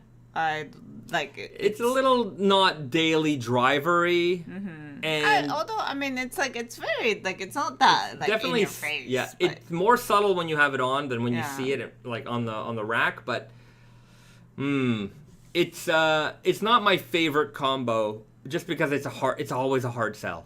Like I know we make some weird jeans every now and then, and maybe in TV land out there where you're watching, you're thinking, well, who the heck buys this stuff? The answer is there's enough people for practically everything we do. But even for us, sometimes there is a product that just doesn't... There's no big... There's not enough of a connection there to, push it forward. It's more visually interesting rather than, because I think what we're good at is making fabrics that are, interesting, has a story. Whereas, that one is just kind of, on the surface. Although, each fabric is, running fabric, and they're, good fabrics, obviously. Yeah. But, yeah, I think the focus was kind of off on that one. I still like it. It's just... Yeah. Yeah. It's, I don't think it's going to come back. Not anytime soon. Donovan writes, Naked Famous should revisit the Cypher Scratch and Sniff denim, but this time have caffeine in there so I can absorb the dosage via garment contact. I don't think there would be enough caffeine in there for your body to absorb it through the skin. I don't think... Although there are eye creams that have caffeine that's supposed to make your if you have puffy eyes, you put it on. I don't know how well it works. I've never used it, but... Yeah. Jameson writes, screw it, nicotine denim. I just don't think that anybody needs it. I think there are a lot better ways to get caffeine and nicotine into your body than jeans. Jeans is not the best delivery platform for those stimulants. I mean, you can debate that, is tobacco a better way to put nicotine in your body? Oh, I'm not talking, health-wise, definitely not, but it's a better delivery method than trying to get it into your bloodstream through jeans. Perhaps. I mean, nicotine patch also exists. Get one of those. Yeah. Yeah. Bob Enrique, cannabis edible jeans. Edible clothing... No. Not... it's gonna... Here's what it's gonna look like. Have you ever seen, that fruit leather? Mm-hmm. To be fair, it would be hilarious to make... jeans out of the... Yeah, but the fruit leather, I mean, it's not gonna sew properly. Sticky, yeah, it's no good. Gross. But it would be kind of funny if somebody, not us, I'm not gonna do it, were to make jeans out of giant pieces of fruit leather. Yeah. That would be an art project or something, one of these high fashion brands would do. And then I can see it now. It would be a runway or it wouldn't be a runway show, but it would be a fashion show in a big room, right? Concrete, dark, one like a couple of like spotlights in the center of the stage, and then it would be like a chef's kitchen area where they're like pretending to like make the jeans, but they're like cooking it up, and then they pull out these jeans from the oven. It's like fashion shows are very artistic. It would be an artistic show. You pull the jeans out of the oven, right? And then this person brings it to like a table. Mm-hmm. They put it on, and then the rest of the models eat the jeans off of the person who's... It's gross. This is disgusting. And they eat the jeans off of the person. And, as they eat the jeans away, everyone in the audience is like, oh my God, this is so artistic and beautiful. It's amazing. And I'd be like, I think all of you people are pretty dumb. But they would congratulate me and think that I'm a genius in some way. But I'm not. I'm just trolling them and everyone involved. Okay. But terribly good idea. Terribly good idea. Okay.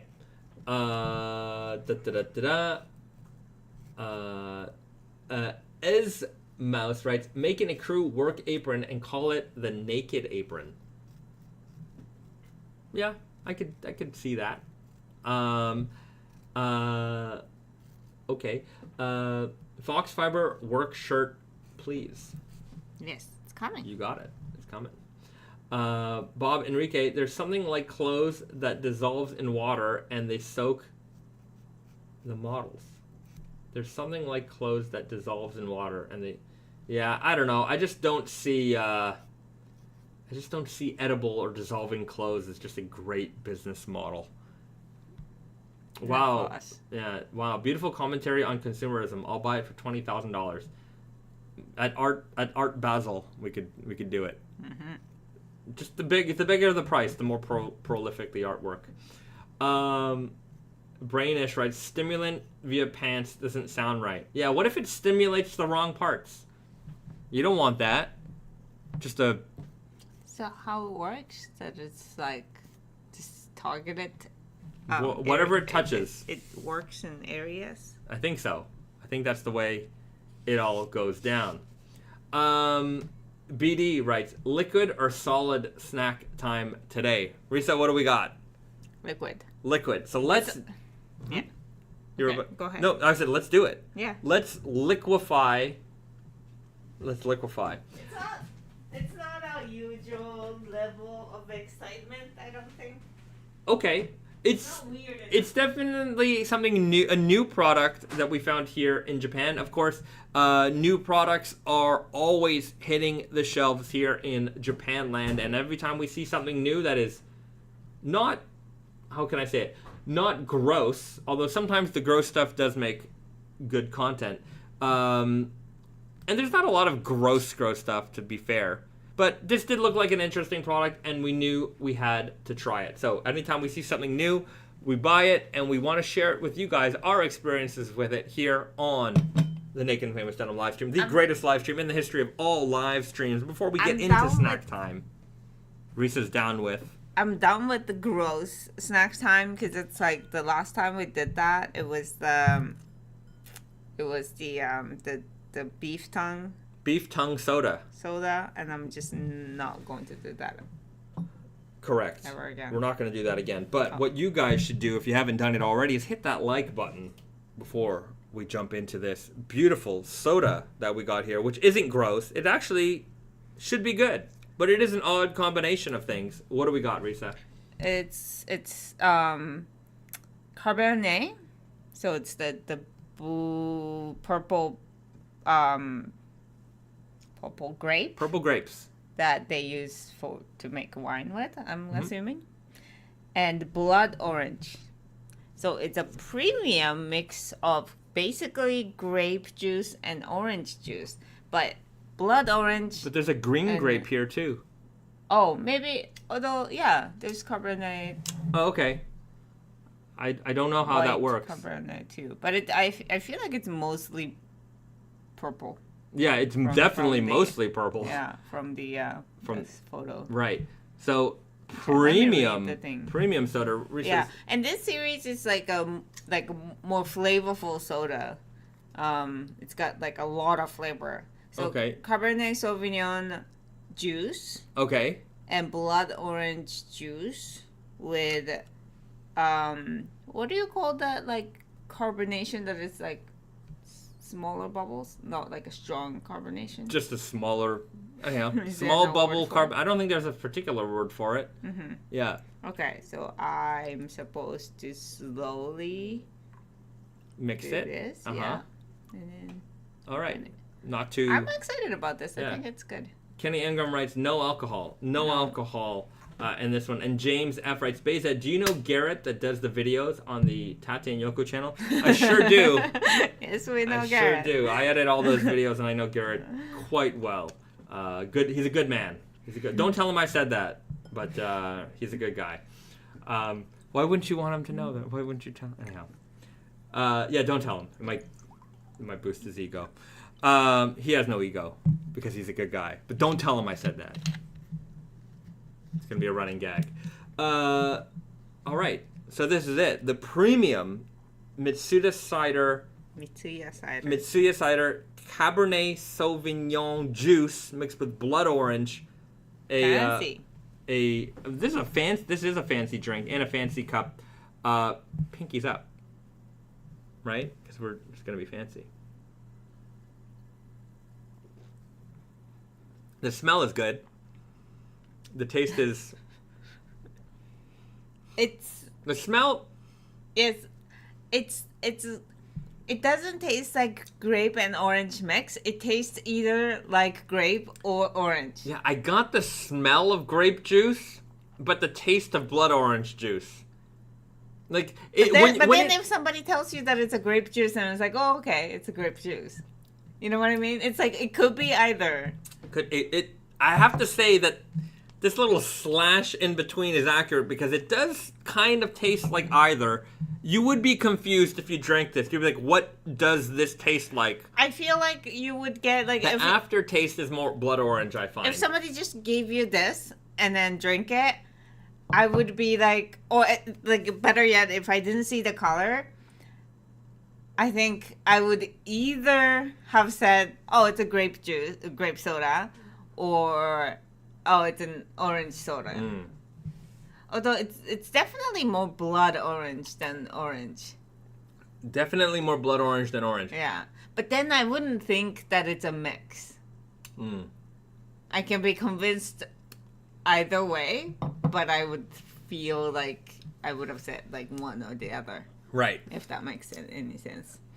Now, I guess the question is, do I like this? I don't dislike it. I don't dislike. There's nothing to dislike. Yeah. It's a soda. It's fruity. It's orangey. It's grapey. Everyone likes those things. It's neither one of those things very well. You know what I mean? It's not a great grape soda, and it's not a great orange soda. It just kind of tastes like a okay blood orange soda. It's fine. It's fine. Yeah, it's pleasant. Yeah. It's pleasant, but it doesn't scream like, I don't know. It's fine. It's completely fine. It's not overly sugary. It's not overly sweet, which I think is good too. It's fruity, for sure. It's gonna get a 6.8 from Bayside. Yeah. I was gonna say maybe 7.0. Yeah. Just like nothing to criticize, but it's not there's offensive. Nothing to praise either. Yeah, it's not a high praise. The word premium might be a little exaggerated. Maybe they're just referencing the materials that they're using, but in terms of like maybe I think when I think premium, I think sophisticated taste. You know, like a spicy like ginger ale or something. You know, or spicy cola. You know, like a craft cola. It's not like acquired taste or anything that. It's just very basic sweet soda that everybody would like. Yeah. Everyone would like this. If you're in Japan, you'll see this on the shelves probably for the next couple of weeks, and then it'll disappear into the night. Yes, nobody's going to request this to come back. Speaking of which, my ultimate favorite milk drink, which is a soy milk, chocolate mint flavored soy milk. They were a thing always in the summertime. Last summer they didn't make it, and I was freaking out and they brought it back this summer. There you go. God works in mysterious ways, and he brought you back the So soy I milk. think that it's, if enough people request it, they will bring back the flavors that they don't, continue. So if you But- do like this, maybe... Yes, you but I can don't get it think back. anybody's going to be like, no, I can't live without it. I really wonder, because this company puts out so many different sodas per year. At least 2 dozen. Maybe that is an exaggeration, but it always seems like every time we go to the grocery store, they always have a section, and there's always a new flavor. Yeah, of course. And like every week, there seems to be a new flavor. Yeah, because everybody's like, okay, the seasonal fruit, or Right. like, oh, I'll try that, I'll try this. Like, But I wonder, for fans of this soda, like hardcore fans of this soda, is there a holy grail flavor that like they're hoarding in cases somewhere, like like Crystal Pepsi? Is that I don't know. Is that a thing? Speaking of which, 2 weeks ago, Mm-hmm. but last live stream's Snacks Time was Frisk Yeah. soda. Yeah. I'm considering holding that. Okay. Because it's never gonna It's last. never gonna come back. People don't like it, yeah. apparently, but See. I love it. Rice W5 writes, following on from a previous one, we just got lemon Coke Zero over here now. Lemon Coke Zero. Yeah. I don't know. We tried the peach Coke Yeah. Zero. Yeah.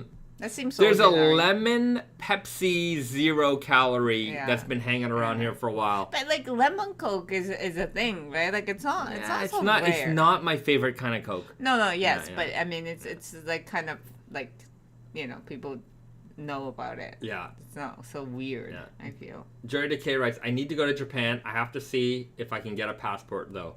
You can get a passport, because I hope so. everyone should be able to get a passport. Just get it. I have to say, it's always, I don't know why it is, but it's always Americans. I'm not picking on you particularly, but I always seem to meet Americans who don't have passports. I guess because America is so big, there's so many states, and like, why would you leave? Because it's the greatest country on earth. But also, you can ski, you can surf, you can do anything in America. Right. It's so broad. Yeah. So But, I get it, but they always seem to not have passports. And sometimes That's not true. But like if you ever meet a person who doesn't have a passport, like an adult, it's generally an American. Yeah, I guess because every other, like if you're from Canada, you're like, man, I can't wait to get over to another country. And yeah, and also now you have to have a passport Yeah. to go to America, Yeah. which is just right there. It's when I was a kid, you just needed a driver's license, or I think even as I didn't have a driver's license when I was a kid, but if we ever went across the border, I don't think that we required that many papers. No. They just let you go. But yeah, no, things are different now. Yeah, I'm not going to get into that. Canadian Ingram, a Canadian saying America is the greatest country on earth. LOL. Oh, I'm just, it's all the propaganda. America's number I hate one. to say it, but you cannot compare Canada and America and genuinely think Canada is better. Sorry. Maybe this is a controversial Yeah, take. it's a controversial take. That is just obvious. Yeah. No, Canada's a nice country. America's a nice country. I just go with America's number one because that's the slogan. It's how did Michael Scott put it? America. It's always been that way. America's number one. Who is number two? China's UK. number two. UK's number two. I don't know. However way it went. If you guys remember, that's the way it goes. Bob Enrique writes, USA, USA, USA. Yeah, USA. They also have the best chant. Come on. No country's chant competes with that chant. Canada isn't even a real country anyway. Canada can't even win the Stanley Cup. See? You guys... Look, it's like, I'm a Canadian, I could be hard on my own country. It's like when you insult, I can make fun of my own country because it's my country. And you can because you have the legal right to, because you have Canadian documentation. So, it's I'm just a the way it permanent goes. resident, so Yeah. I might as well be Canadian. That's it. So I can insult Canada. That's it. That's like half the reason to become a permanent resident. Right. It's for the Canadian jokes. Canada is a suburb of America. You can look at it that way. Countryside. Yeah, we're best friends no matter what. Canada's number one.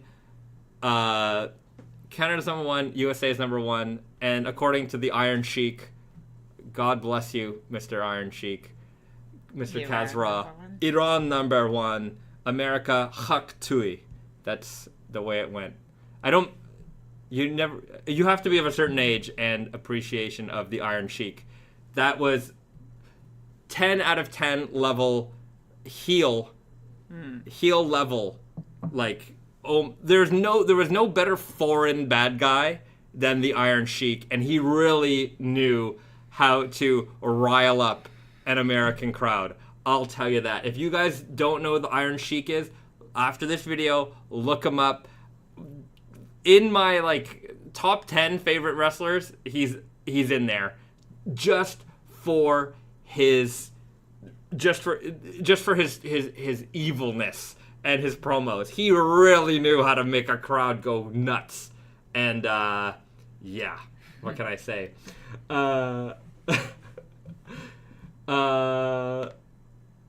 R.I.P. to the legend. That's right. The Iron Sheik, he passed away this year. He was also on an episode of Kenny versus Spenny. He was favorite TV series. Just saying, he was wild. He never left character. Look, he was the Iron Sheik in and out of the ring. Always. He was a bad boy, and definitely heel level all the way. Fun fact, also, the term jabroni, that was the Iron Sheik's creation. He gave it to The Rock. I mean, he gave it to wrestling in general, but you can check in with The Rock where he got the term jabroni from, and it was from the Iron Sheik. Yeah. Even The Rock, he talked about when he was young how the Iron Sheik and his wife would babysit him. Yeah. Anyhow, I love. That's a scary thought. It is, but you have this big bad evil wrestler, and he turns out he might be a caring, loving babysitter too. Nikolai Volkov and the Sheik. That's it. Silos 1989. You know what I'm talking about. Shanghai, Japan, number one. Everyone's number one. Guys, we love you all.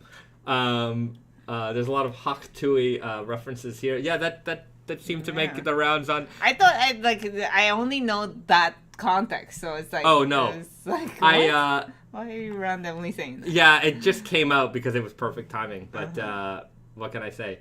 Iron Sheik made me hate Hulk Hogan before it was cool. The Iron Sheik and Hulk Hogan, as much as the heat from the Iron, this is breaking the third wall or fourth wall or what it is. The heat between Iron Sheik and Hulk Hogan was kayfabe. That was, even in real life, he never let up on the grudge. Even in real life, he always hated Hulk Hogan. But in real life? In real life, he would go on tirades about how he hated Hulk Hogan, but he was just being the Iron Sheik. Mm-hmm. Right, so in real life, he was still acting. Yeah. Oh yeah. He never turned it off. Yeah. He believed in his character. Mm-hmm. He became his character. But the Hulkster and Sheik were genuinely friends. There you go. Iron Sheik, number one. I think that's the real moral of the story. So there you go, everybody. That's a live stream for you. We covered it all. Raw denim, raw denim, raw denim, raw denim, raw denim. A little bit of the Iron Sheik. Soda, spring previews, fall previews. How I should be the next president of the world. Latest memes. It's all here. It's all here. Everything you can want in a live stream right here. And you guys know that because you tuned in and you stayed tuned in. You liked this video. You shared it with a friend. You told your mother, your sister, your brother, everybody. Thank you, everybody, for joining us. We're happy to be back. Sorry we missed you last week, but we're happy to be back this week. And we hope we put on a good show for you. And we'll see you guys again next week. Same bat time, same bat channel right here, 7 p.m. Eastern, here on the Naked and Famous Denim YouTube channel. We hope you have a wonderful weekend. Do something nice for yourself and for somebody else. And we will see you guys again real soon. All right. Bye, guys. Bye, everyone.